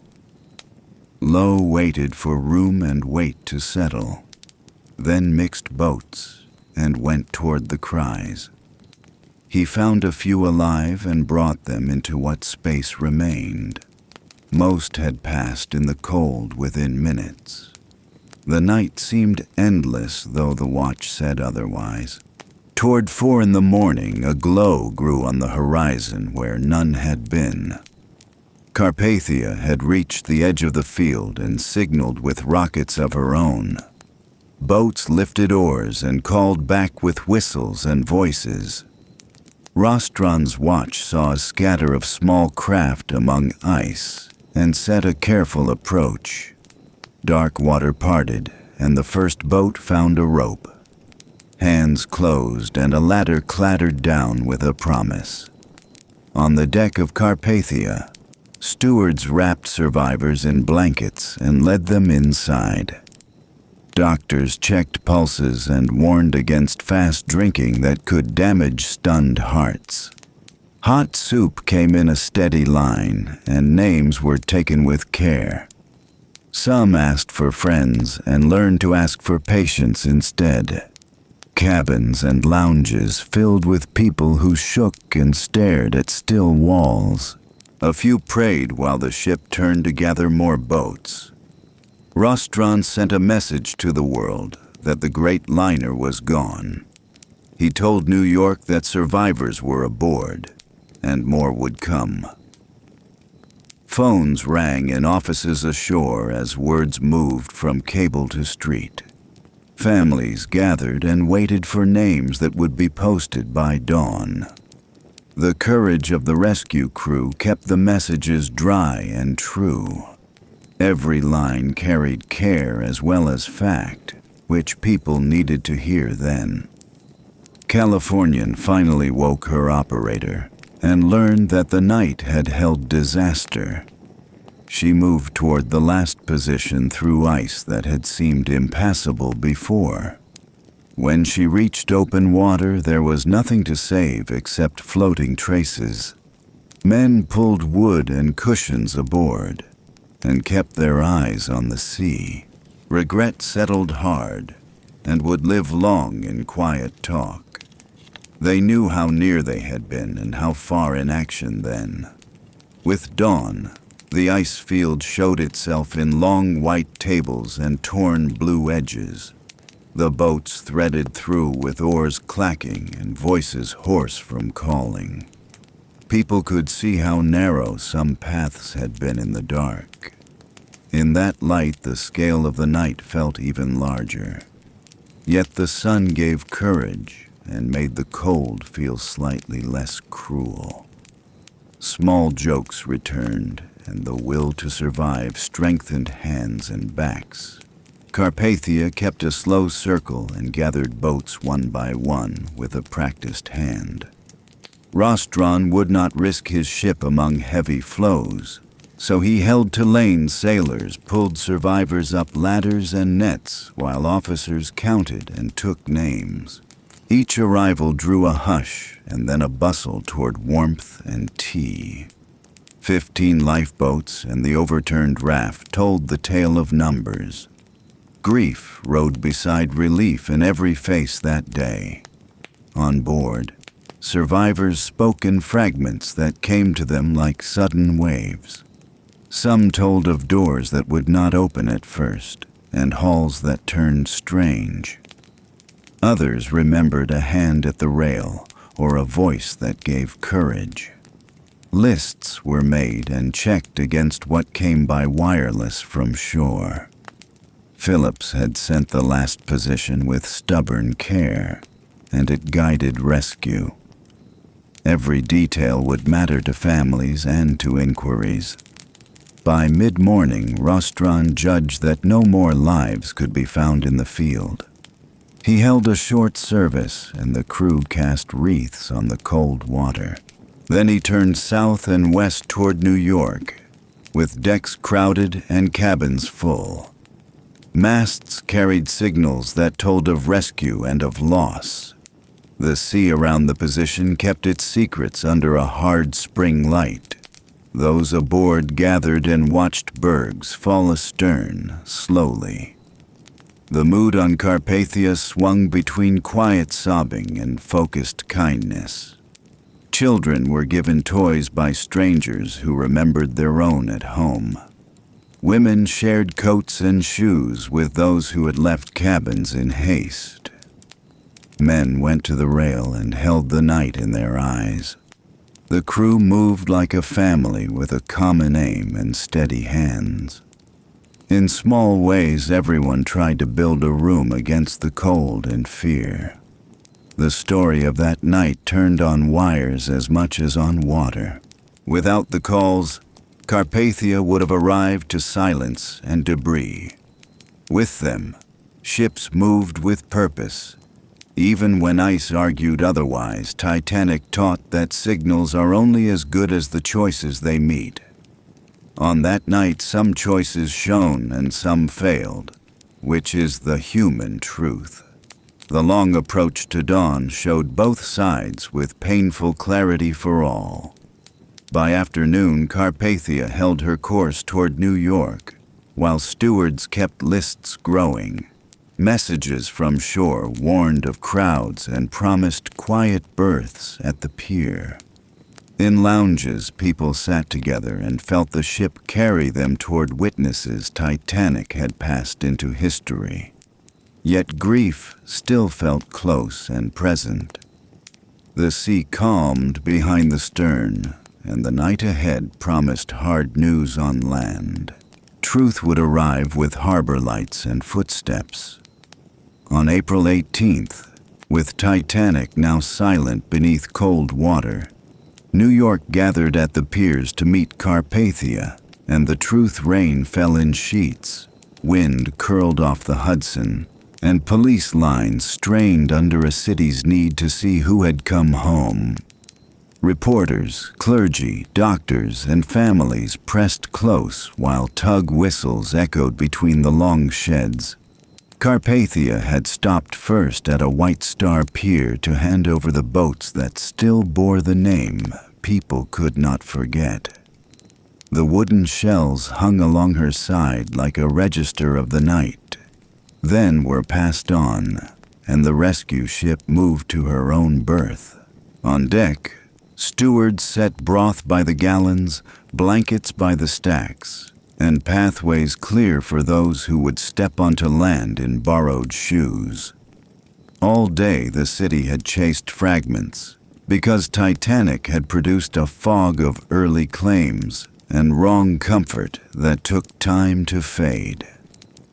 On Monday morning, some papers had printed that everyone was safe and that a tow would bring the ship to port. By afternoon, the contradictions piled up. Switchboards burned with calls, and crowds gathered outside company offices for lists that did not come. At the White Star office on Broadway, clerks posted names in neat lines while grief moved through the room like a tide that no wall could stop. Messengers ran to newspaper desks, and editors sent extras back into the streets where boys shouted headlines that made people pause in the rain. Telegraph companies stretched every circuit, yet the gap stayed stubborn until the rescue ship came within sight. Carpathia's captain had sent as many survivor names as he could by wireless, and he kept reporters off the decks so that families could have the first word. Inside lounges turned into quiet clinics, and cabins became small waiting rooms where people stared at bulkheads as if they could steady the mind. In that order lived a choice that honored dignity in a moment when the city shook. Near dusk, the first shapes of the piers rose out of low cloud, and tugs fussed at the edges to help the approach. People on shore saw the boats along the rescue ship's sides and knew without any headline what that meant. The rain thickened and hats lifted as Carpathia came to the Cunard pier and lines went ashore. On the wharf, Red Cross workers, nurses, and city officials stood ready with stretchers, coffee urns, and vans. Families stepped forward with names on slips and photographs in envelopes that had gone soft from handling police-formed corridors. so that the walk down the gangways could pass in as much peace as possible. Survivors moved onto the planks in a hush that felt deeper than the night. Some found the faces they hoped for and collapsed into arms that had held a place by the rail for hours. Others read a name on a card and understood at once what was missing. Reporters filed copy that would reach the first editions before dawn, and each line mixed detail with care. Editors knew that the country had already absorbed a blow from the confusion of early reports about Titanic, so they watched adjectives and stuck to names, counts, and places. By midnight, the city rooms were full yet quiet. Pencils tapped, and telephones rang in fresh waves. J. Bruce Ismay came down the gangway with a coat pulled close and a blank face that drew hard looks from many. He was taken through side doors to rooms where doctors and company men asked quiet questions. Other officers and crew walked into the same rooms under the same mix of relief and scrutiny. Children were carried to waiting cabs, and volunteers guided mothers to hotels that had opened blocks of rooms. Third-class survivors faced the tangle of forms and rules that stood between ship and shore. So relief workers moved ahead of each line and solved what they could. Hospitals took those who could not walk far, and quiet houses took those who had no address to name at the curb. In Times Square, people read lists under electric signs while streetcars rattled past, and the city understood that this was not only a shipping story, but a human one that touched every borough. Churches stayed open and lit candles for strangers. Flags dropped to half-staff by morning, and offices planned collections that would reach families across oceans.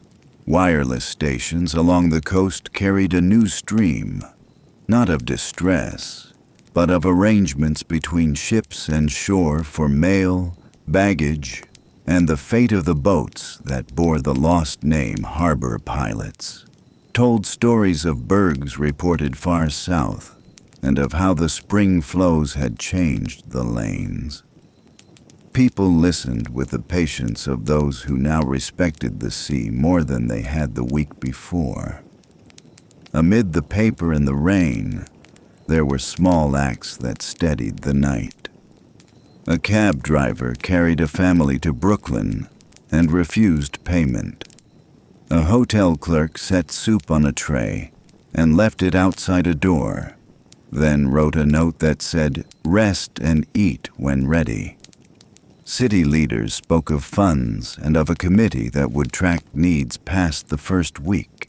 Bankers pledged sums, unions pledged wages, and small envelopes with coins piled up on desks. Names of lost crew were read in rooms where seamen gathered between voyages, and plans were made to support families who had counted on those pay packets. Newspapers sent artists to sketch scenes on the piers because cameras could not easily work in the rain and crowds. Those drawings fixed images that would travel by train and ship to towns that had never seen the Hudson at night. In the pictures, the rescue ship loomed with her rails lined, and the boats looked small against the sheds, which was the truth. By morning, statements from officers and a few passengers began to shape the first public account. They spoke of ice that lay like a fence across the lane, of wireless calls that crossed the night, and of boats lowered in a race with cold water. Editors placed those words beside lists and maps, and the story gained bones that could support the weight of the grief. Families who had not found a name waited at telephones that never seemed to ring with the right voice. Clergy moved from pier to hospital to hotel with lists and simple prayers. In small apartments, neighbors came with food, and the city showed a version of itself that emerges when routine breaks. Across the harbor, sailors on other ships spoke quietly about lookouts, speed at night, and the sharp limits of pride. They knew the lanes and had made the same choices many times, which gave their talk the weight of experience and a new edge. Those conversations would reach offices and hearing rooms soon enough. But on this day, the focus rested on names and on giving people a place to stand. In small corners of the city, people spoke about bravery that had shown itself without fuss. A steward who had carried a child to a boat was remembered by a name learned in a hallway. A stoker who had kept fires lit for the pumps was praised by men who understood what that cost. Carpathia steamed on through a calmer sea while letters were drafted to waiting offices and while children slept in borrowed coats. From her decks, New Jersey lights grew and faded as the ship turned for a clearer channel. By late night, the flow of people to shore slowed, and the last boats were secured for return to the company. On land, the first formal notices went to Washington and to state offices, and leaders prepared to ask public questions. Senators and inspectors booked trains, and hotels cleared rooms for meetings that would begin as soon as witnesses could speak. The city's part in the first chapter was nearly done, and the next would move to rooms where testimony could fix memory to fact. In the days that followed, memorial services filled churches across the boroughs, and names were spoken slowly in rooms that held more silence than usual. Photographs appeared in windows of small shops with black borders and dates under neat handwriting. Children glanced at those faces on their way to school and learned a first lesson about distance and risk. Ships in the harbor sounded whistles at noon on a chosen day, and the lines of smoke bent in a slow wind. Mayor and governor sent words that balanced grief with duty, and the city listened with a steady attention that comes only after shock. By then, questions about signals, speed, and sight had taken shape, and the nation had begun to ask for clear answers. The news that began on the wet piers kept moving inland by train and by letter, and towns far from salt water held their own vigils. Families traced travels on maps laid flat on kitchen tables and followed the path of Carpathia toward the harbor that marked an end to the waiting. In that long arc, the story of Titanic entered thousands of homes as a shared event rather than a distant accident at sea. By the close of that first full day, the city had done what cities can do, which is to hold, feed, and witness. The next steps would belong to hearings and to reforms, but the memory fixed itself first to the night a rescue ship came through rain with boats that carried a name. After that, people went home through puddled streets and tried to sleep, while the water off the banks kept its quiet, and the questions moved inland. In New York, the liner's absence felt complete, and patient inquiry began to form that night. Titanic entered hearing rooms as a set of facts that demanded order. In Washington, senators opened long tables, sharpened pencils, and began to ask how speed, ice, and judgment had crossed on a cold night. The witnesses came from cabins, engine rooms, and lifeboats. Some still shook as they spoke. The purpose was plain. The country wanted to know what had been done and what had not. Piers had held grief. Now wood-paneled rooms would hold questions.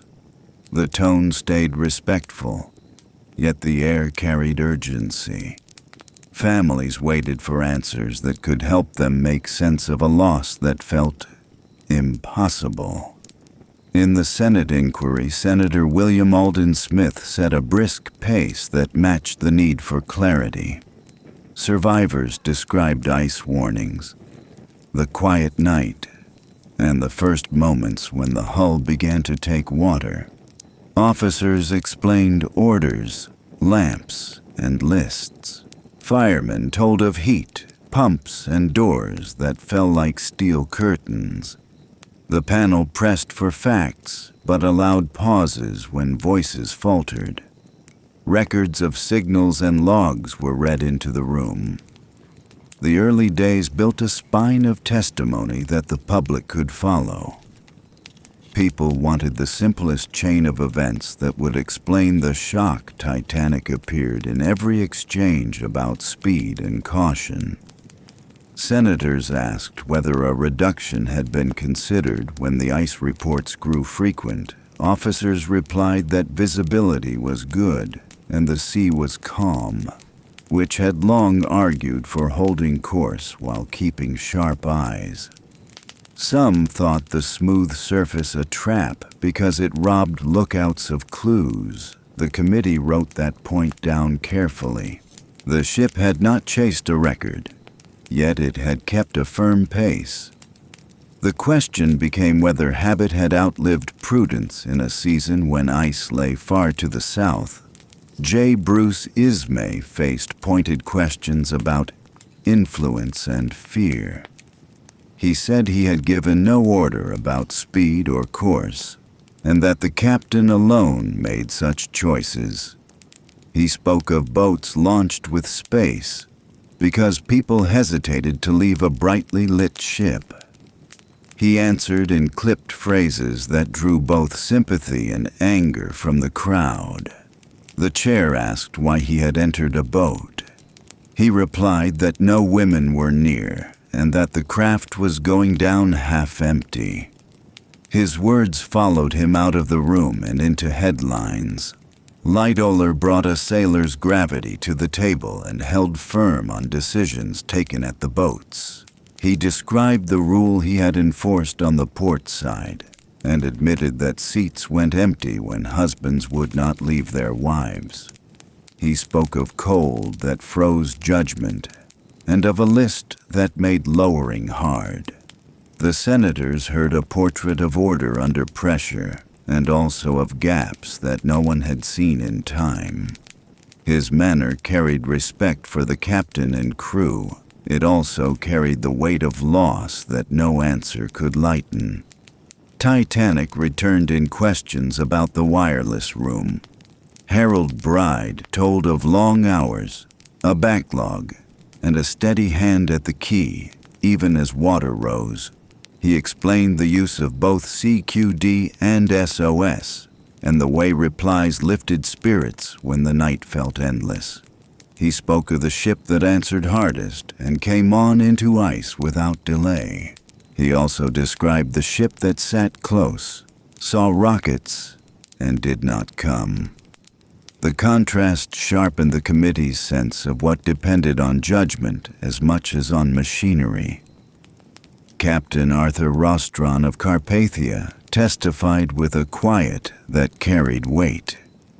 He set out the decisions he made in minutes, the steam he borrowed from comfort to feed speed, and the way his crew prepared ladders, lights, and hot food. He told how ice forced turns that cost time and how dawn showed the field that had slowed him. He gave credit to the calls he received and to the courage of the boats.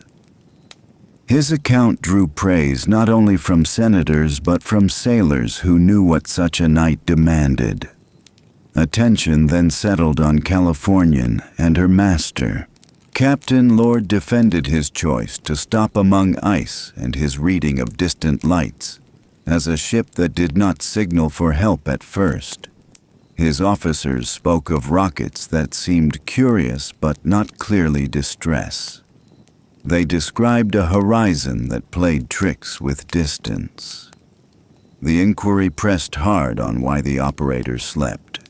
and why no test call was sent by lamp or by horn. The exchange revealed how close ships can be and still live in separate nights. Titanic appeared again when senators weighed the coal bunker fire reported before sailing.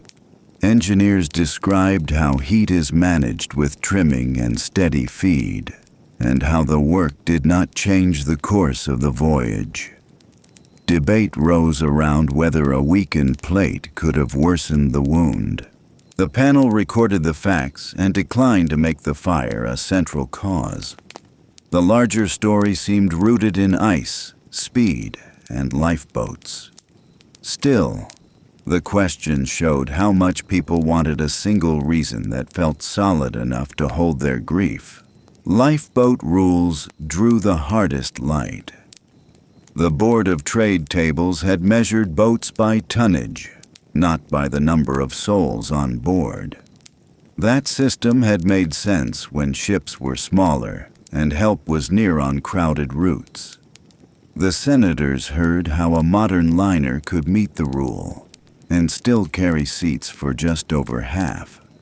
They heard how deck space and style had shaped choices about numbers. The contrast between regulation and need felt stark. The hearings fixed that failure in plain language so it could not blur again. Design philosophy also came under review. Titanic had watertight compartments with doors that could be closed from the bridge and by floats below. The bulkheads did not rise to the highest deck and step down toward the bow. Andrews had explained this long before as a balance among safety, weight, and the need to move people and goods. The inquiry weighed how a long, narrow wound let water spill from room to room and defeat the plan. The room accepted that the system had worked for lesser harms and failed against this one. Small details became symbols. Senators asked about binoculars in the nest and learned they were not at hand. A key had gone astray in a change of officers, and in any case, trained eyes often did as well at night. The point mattered less as a cause than as a lesson in how loose ends appear after any disaster. They asked about drills and heard that practice had been brief. They asked about signals and learned how busy nights could slow warnings. Each answer drew a picture of routine meeting a rare demand. Titanic forced the country to talk about class and access with unusual clarity. Steerage families had met locked barriers that existed for health control in ordinary times. In testimony, crew described efforts to open routes and to guide people to the stairs that would lead upward. Still, delays cost lives. The panel wrote about signs, doors, and the duty to make escape simple for every deck. The idea that safety should be the same regardless of ticket moved from feeling to words. That shift would echo in ships yet to sail. The British inquiry opened in London with Lord Mersey presiding.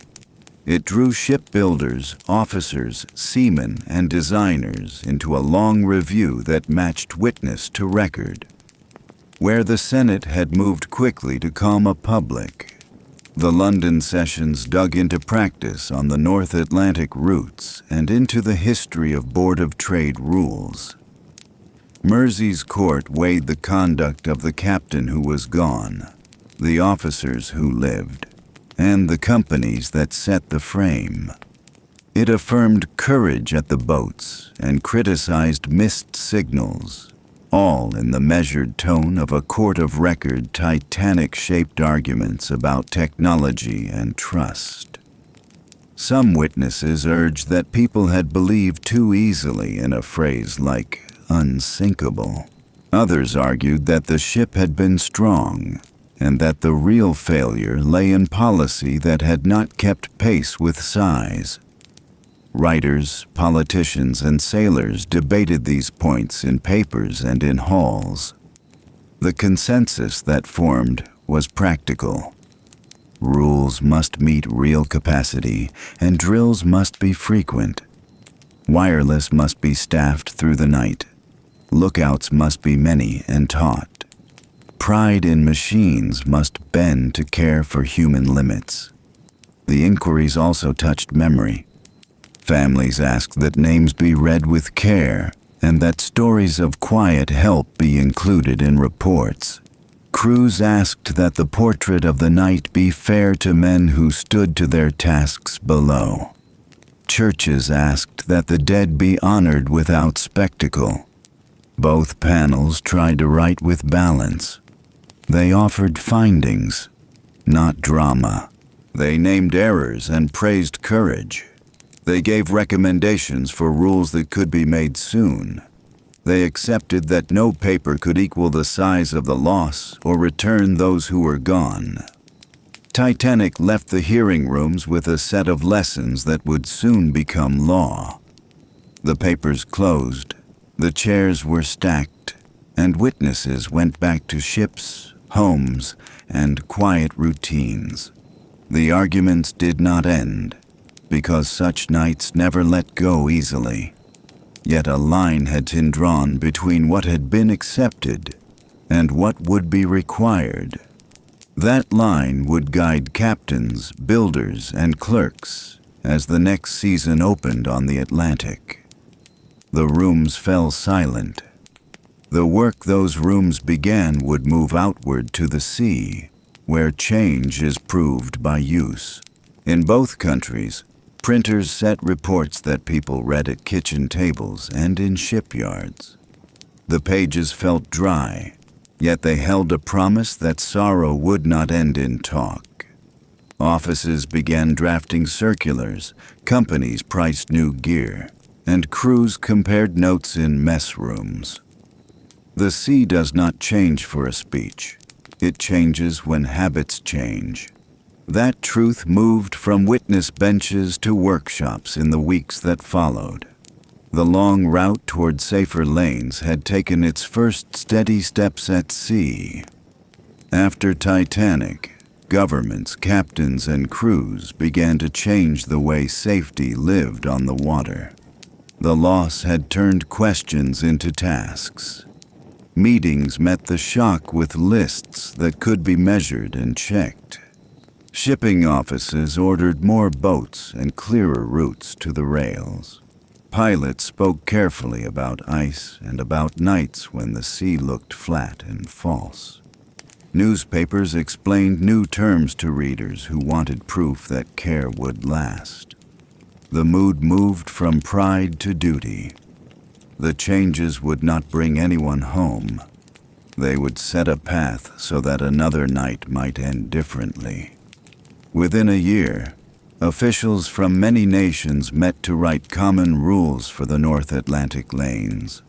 The talks promised more boats, better drills, and a watch for ice that did not depend on chance. From those talks came the plan for an international patrol that would find bergs, mark their drift, and warn every ship. Naval cutters took the first season. Then the Coast Guard carried the duty each spring. Crews steamed along the edge of the pack and logged every blue wall. Reports went out by wireless to ships that plotted safe bends around the danger each day. Over time, the patrol grew more skilled and more precise. In early years, lookouts found bergs by eye and logged their shape and flow. Later, aircraft flew the edge of the field and mapped long lines of ice from above radio beacons, soundings, and then new sensors helped trace the drift with care. Weather centers shared data, and ships received daily plots with bearings that shaped routes. Captains learned to trust the reports and to slow or bend when the numbers said risk was high.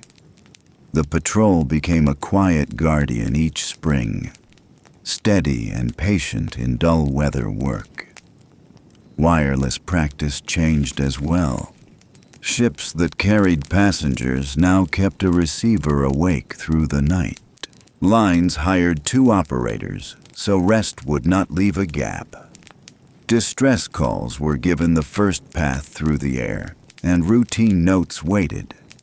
Reserve power was fitted so the set could speak after engines went quiet.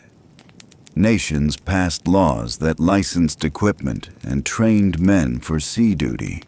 A code of silence grew around jokes at the quay. The call for help owned the room. These rules turned a clever service into a true safety net.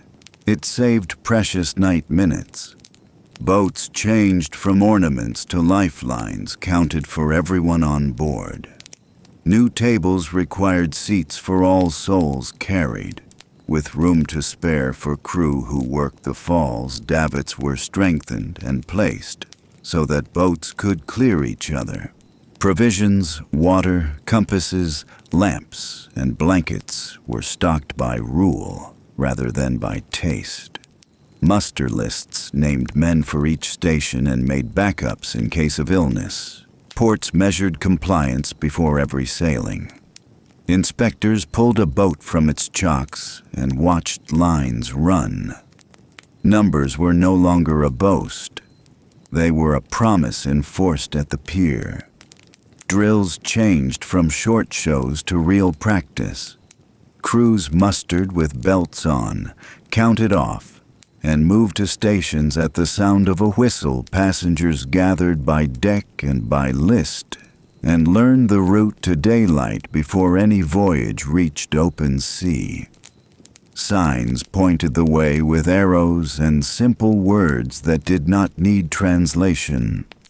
Families received cards that named their boat and their path.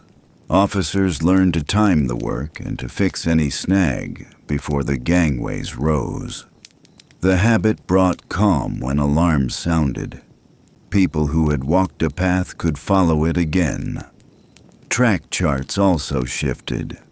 Steamship lanes moved south during the ice season and then returned north when the pack retreated. Notices warned that a smooth sea could hide every clue. Captains who once trusted only horizon and habit now kept numbers in front of them and let reports guide the night. Titanic had shown that a fine run at noon could say little about the risk. By dark, speed remained a tool, not a prize. The culture learned to praise a patient watch as much as any quick crossing. Orders favored more lookouts and lower speeds near reported fields, too. Design followed the hearings with quiet revisions. Bulkheads rose higher and closed tighter at the top. Doors gained indicators so the bridge could see what was shut and what was still open. Pumps grew stronger and reached spaces that older plans forgot.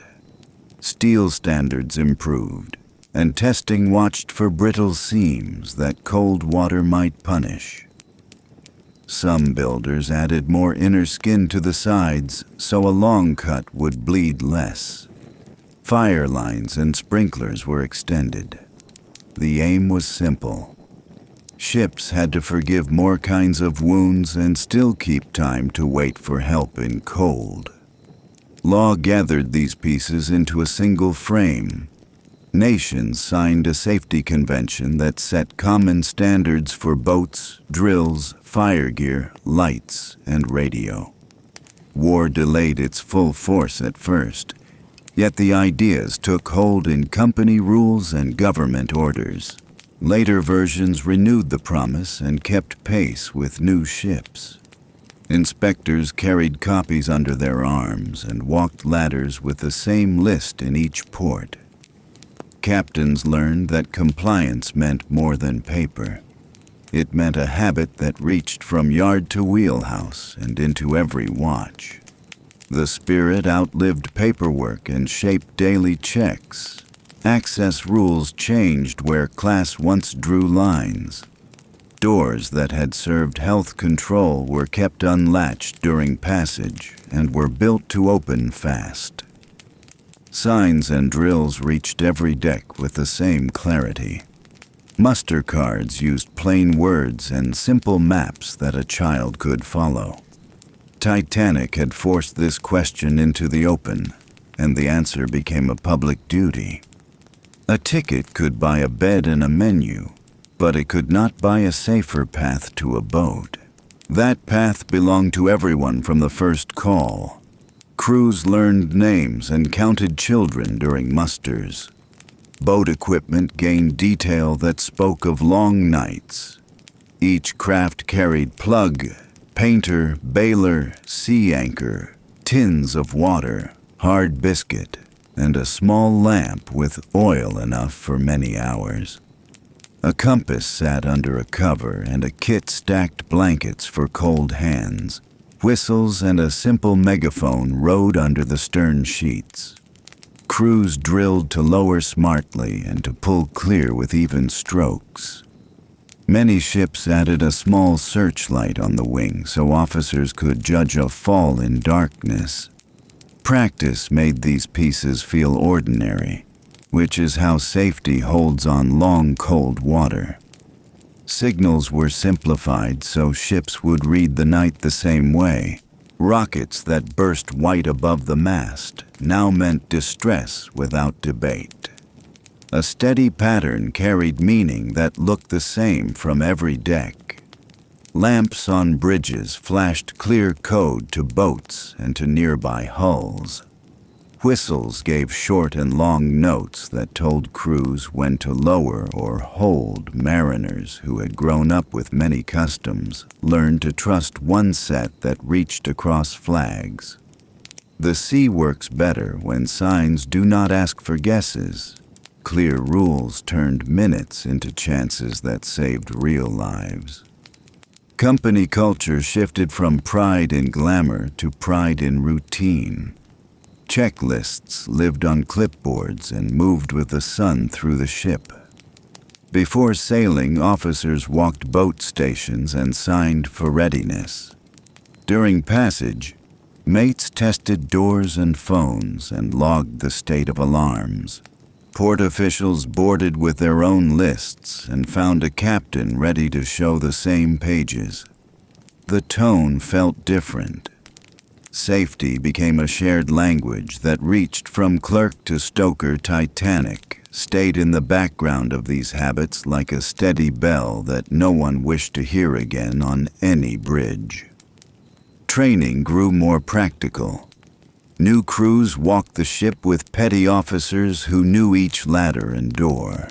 Young mates learned to plot ice reports on fresh charts at dawn and at dusk. Engineers practiced isolating spaces and keeping dynamos alive after shocks. Radio schools drilled long watches and the discipline to break traffic the instant a distress came. Passenger staff learned calm voice and clear gestures for crowds that could be afraid. These lessons built a kind of muscle that sleep could not erase. Ships carried that strength quietly, which is the best sign of readiness in any weather. Passengers changed too. People began to expect a muster and a short talk about the route to daylight. Safety cards sat near cabin mirrors beside menus and letters. Mothers asked where the belts were kept, and fathers checked the numbers on the boats by the rail. Crew did not take offense. The questions felt like a covenant between ship and traveler. Titanic stayed present in these small habits, though no one spoke the name. The crossing became a shared work of care, held together by respect rather than by show. Questions were welcomed by mates with patient, simple answers always. The lessons spread beyond ocean liners. Weather offices built better charts for currents and for ice drift, and shared them with fishermen and mailboats. Coastal stations trained for joint rescues, so a call would bring cutters, tugs, and harbor pilots. At once, naval schools added case studies to courses on watch and seamanship. Insurance companies offered lower rates to lines that drilled and logged without fail. Titanic had pushed many fields to work together rather than in narrow lanes.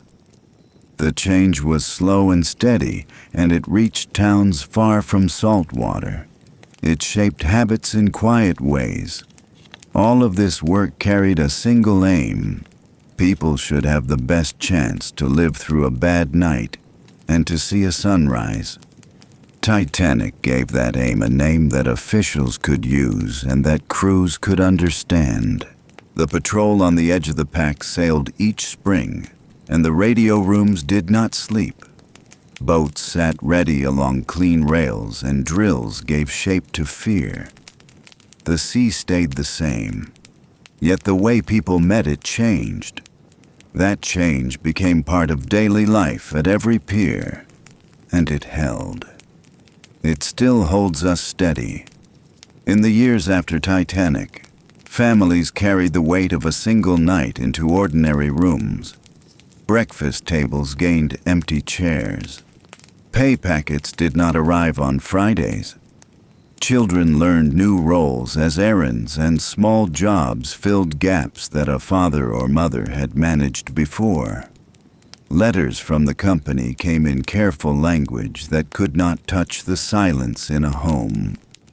Churches looked fuller on Sundays and quiet on weekdays when ministers made visits that lasted longer than usual.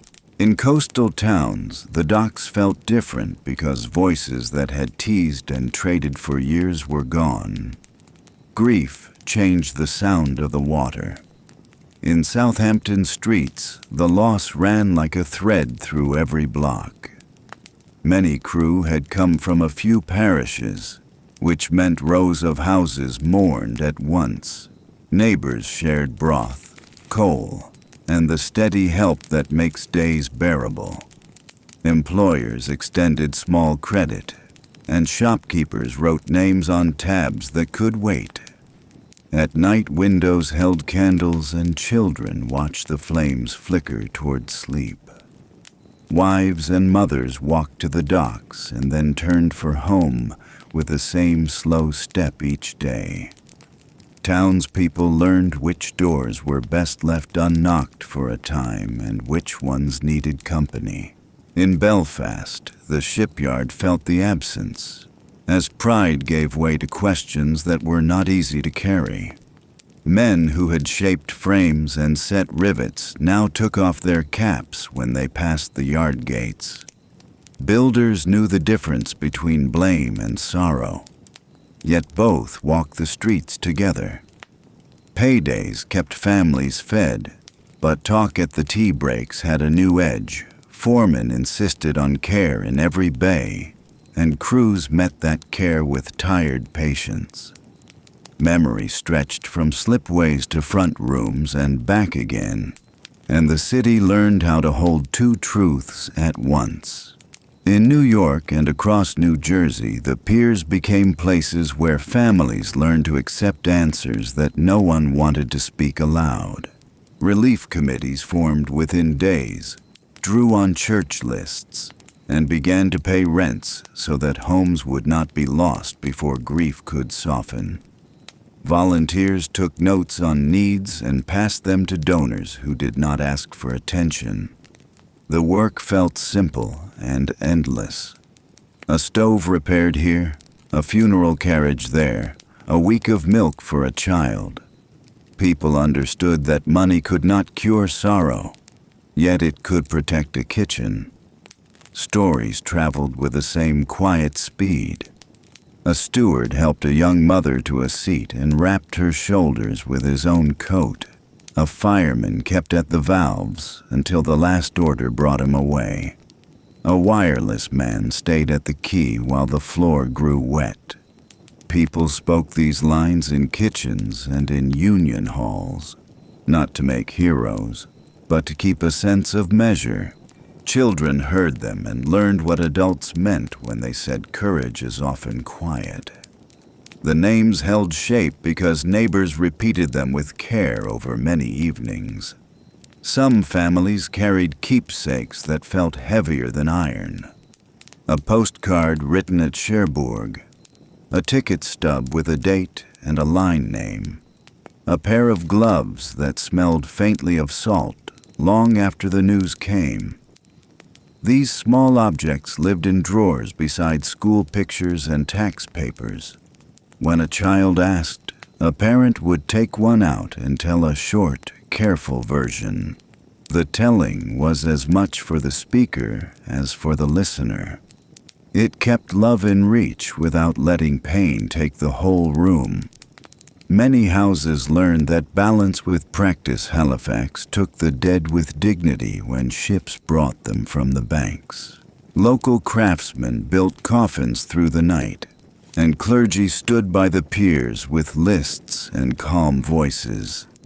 Some bodies were claimed and sent home on trains that moved at a gentler speed than usual.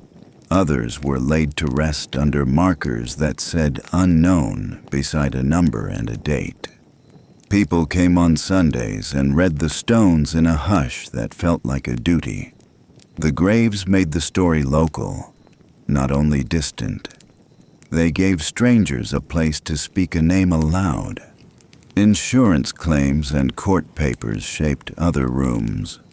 Widows sat with clerks who translated forms into checks that kept rent paid and food on a shelf. Some cases took months and asked for documents that were hard to find. A cousin wrote to a consul. A priest signed a record.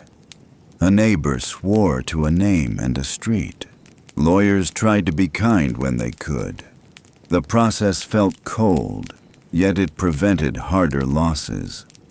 People learned how public systems can serve private grief when they are patient, and when someone takes time to explain each step. Songs and broadside ballads told the event in simple rhymes that could be learned after 2 hearings.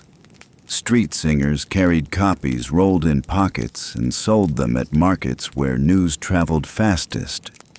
The words named captains, cities, and the April night, then praised the kindness of strangers who pulled hands from the water.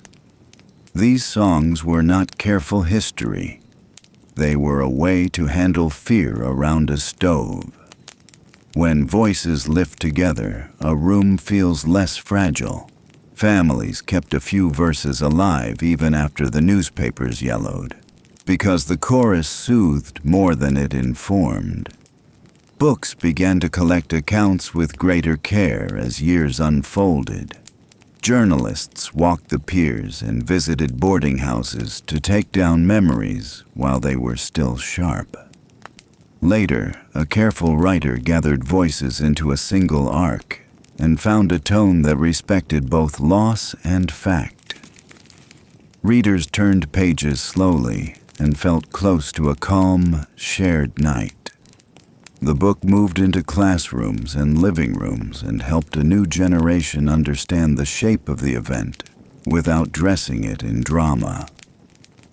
Children who had not seen the sea learned how to listen to witnesses with patience. Films added their own kind of memory. Early pictures used models and stage sets to show a ship as a stage for choices under pressure. Later productions found a scale that brought the decks to life for people who might never travel far from home. Audiences watched doors swing, lamps wobble, and lifeboats fall away, then cried in the dark beside strangers they might never meet again. The screen taught a lesson that written pages could not carry alone. It gave faces to names and made families talk on the way out of the theater and all the way home. Museums and small exhibits began to collect uniforms, tools, and bits of daily life from ships and ports. A teacup with a line crest sat beside a wrench from an engine room. A photo album rested near a child's wooden toy. People moved through these rooms more slowly than they did through other galleries. Volunteers learned to answer the same questions with fresh respect each day. Visitors did not always seek technical detail. They wanted to know who held the cup, who swung the wrench, and what the child had loved. The small objects made the large story. Human scholars mapped how news moved in 1912 and how communities adjusted rituals of mourning to fit a disaster at sea. They compared sermons, labor notices, and shipping records to trace the bend in public tone. The work suggested that people do not remember only the shock. They remember the hours after, because those hours teach them who they are together. The idea reached schools, which began to include survivor testimony and lessons about technology and humility. Students learned that progress is most honest when paired with care. They also learned how to compare sources and to respect the limits of memory. Families of survivors carried more private burdens. Night sounds woke people who had once slept through storms. The smell of coal smoke on a winter street could set a heart racing. Couples learned how to talk around certain hours and how to leave space for silence without feeling shut out. Some survivors built new work from the skills that had held them steady. Wireless men trained students. Nurses joined hospital wards. Seamen shipped out again, because a life at sea does not always end when fear knocks once. Strength took many forms, and most of them were not loud. Anniversaries gathered people in churches, parks, and on headlands where the wind speaks plainly. Bells tolled and lists were read with patience. Speeches stayed short, and wreaths were laid on water by hands that shook only a little. The services did not rehearse blame. They honored effort and loss and the promise of better watch. Musicians chose hymns that people could sing and leave with a lighter breath than they brought. Children asked why such gatherings mattered long after the event. Parents answered that remembrance sets a guide for the future and keeps a community gentle in its strength. The wreck itself entered memory when explorers finally found the broken hull at great depth. Pictures showed rust moving like lace across plates, and familiar rooms turned into folded shapes. Families felt two things at once: awe at the reach of human skill, and a quiet ache at the sight of a grave touched by lights. Museums displayed images with care and kept their captions plain. Debates rose about what to raise and what should rest where it lay. Most visitors understood that answers needed kindness. The sea holds stories and also holds the right to keep part of them. Language changed in small ways too. People began to use cautious phrases when they talked about plans that seemed certain. Offices stopped saying a project could not fail and started saying a project would be watched with care. Writers dropped easy boasts from columns about travel and machines. Teachers asked students what details would make a claim trustworthy. The shift was not loud. It worked its way through habits like water through sand. Communities kept a bit more humility on hand without losing pride in skill. That mix proved useful in other storms that came later across the country. Across years, talk about risk often turned to Titanic with care. In family rooms, memories used Titanic as the point where pride learned to sit beside caution without shame. In classrooms and halls, lessons about plans placed Titanic beside a reminder that skill must travel with patience and that people matter when plans meet the cold. Today, the memory of Titanic sits in American life as a steady reminder still. We live with systems that promise safety, and we move through airports, highways, and hospitals that run on schedules the way Atlantic crossings once did. The story holds a simple shape that people can carry.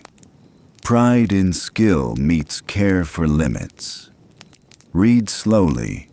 It asks for patience with risk, patience with one another, and patience with the unknown. Across a century, lessons from Titanic teach that strength without slack breaks at wrong time. We now expect drills on ships and planes, and we notice the signs that point to exits in halls and theaters. We accept small delays when weather turns, and we praise crews who slow down. The lesson is not that caution should rule every hour.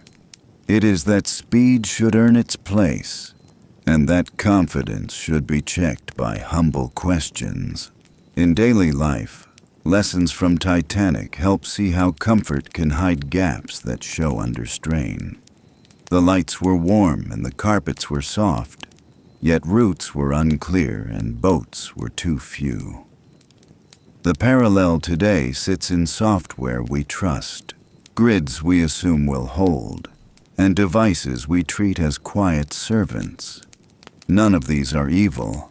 They are tools that ask for honest margins, simple rules, and practice that reaches every hand. At home, the memory of Titanic helps us honor quiet helpers who make safety real. The person who checks smoke alarms, the neighbor who learns CPR, and the teacher who walks a class through a drill with care all stand in a line with the seamen who rowed back through the cold. Their work is not dramatic. It is patient. It saves lives by inches and minutes, which is how most rescues actually happen. In life, lessons from Titanic steady debates that swing between blame and denial. The better path is sober duty. We ask what failed, we fix rules, we train, and we keep at it after the headlines go dim. That rhythm turned into patrols on the banks and into drills that feel routine on every deck. The point is not to chase certainty. It is to build habits that hold when the night goes cold and quiet. At school, lessons from Titanic give teachers a case for how progress should work. Students can see a chain of small parts forming a large event. A backlog in a radio room, a sign that was hard to read, a drill that ended too soon, and a habit that had outlived its season. Each piece is ordinary. Together they add up. The lesson fits projects, labs, and teams. Good plans need open eyes, spare room, and the courage to slow down. In faith communities, remembrance of Titanic shapes rituals that reach beyond the sea. Names are read without hurry. Candles are lit, and moments of silence leave room for both sorrow and thanks. That mix trains the heart to hold grief without bitterness. It also protects courage from being turned into a show. People leave with a steadier step and a better sense of how to help the next person in line. In books and art, stories of Titanic open way to empathy. A reader can follow an officer across a deck that tilts by degrees and feel the weight of a single choice. A viewer can sit with a fireman who keeps a dynamo alive because light will save time above. The details build respect. They slow blame. They also remind us that most people do their best with the tools they have and the time they are given. In policy, lessons from Titanic guide clear standards that travel well. Strong rules truly save lives when they are simple to follow and simple to inspect. That is why numbers for boats, drills, and watches are written plainly. That is why radio rooms do not sleep. We do not need romance to defend these choices. We need memory and the steady will to keep doing the small things that prevent a large sorrow. In private, lessons from Titanic help name fear without shame. The world still holds dark water and cold nights, though the forms have changed. A diagnosis, a layoff, a storm, or a call at 2 in the morning can tilt a life as surely as any deck. The story offers a way to breathe, to steady hands, and to ask for help sooner. It says that courage is often a shared act, and that no one should stand alone at the rail. In culture, the name Titanic is a word for hubris, yet it also marks compassion on cold water. Both truths matter. If we only say hubris, we miss the stokers who kept the lights. If we only say compassion, we miss the rules that changed. The right balance keeps memory honest. It lets the past guide action without turning it into a stage. In travel, lessons from Titanic live in lifeboat numbers, cabin cards that name musters, and crews who walk the rails at dawn. The changes are not louder than the engines. They are present in the way calm is made. A traveler can look up at a row of boats and feel a promise kept. A parent can guide a child to a sign that points to daylight and feel a small, good weight settle in the chest. On a scale, lessons from Titanic help Americans talk about progress without scorn and caution without fear. We can build and we can pause. We can admire craft and we can ask for proof that it will bend rather than break. That mix keeps the country flexible. It also keeps faith with the people who worked the long night and with those who waited on dark water for a small boat to return. Tonight, the meaning is simple. The history of Titanic shows care is practice. Warnings deserve respect. And we carry one another when the night grows cold.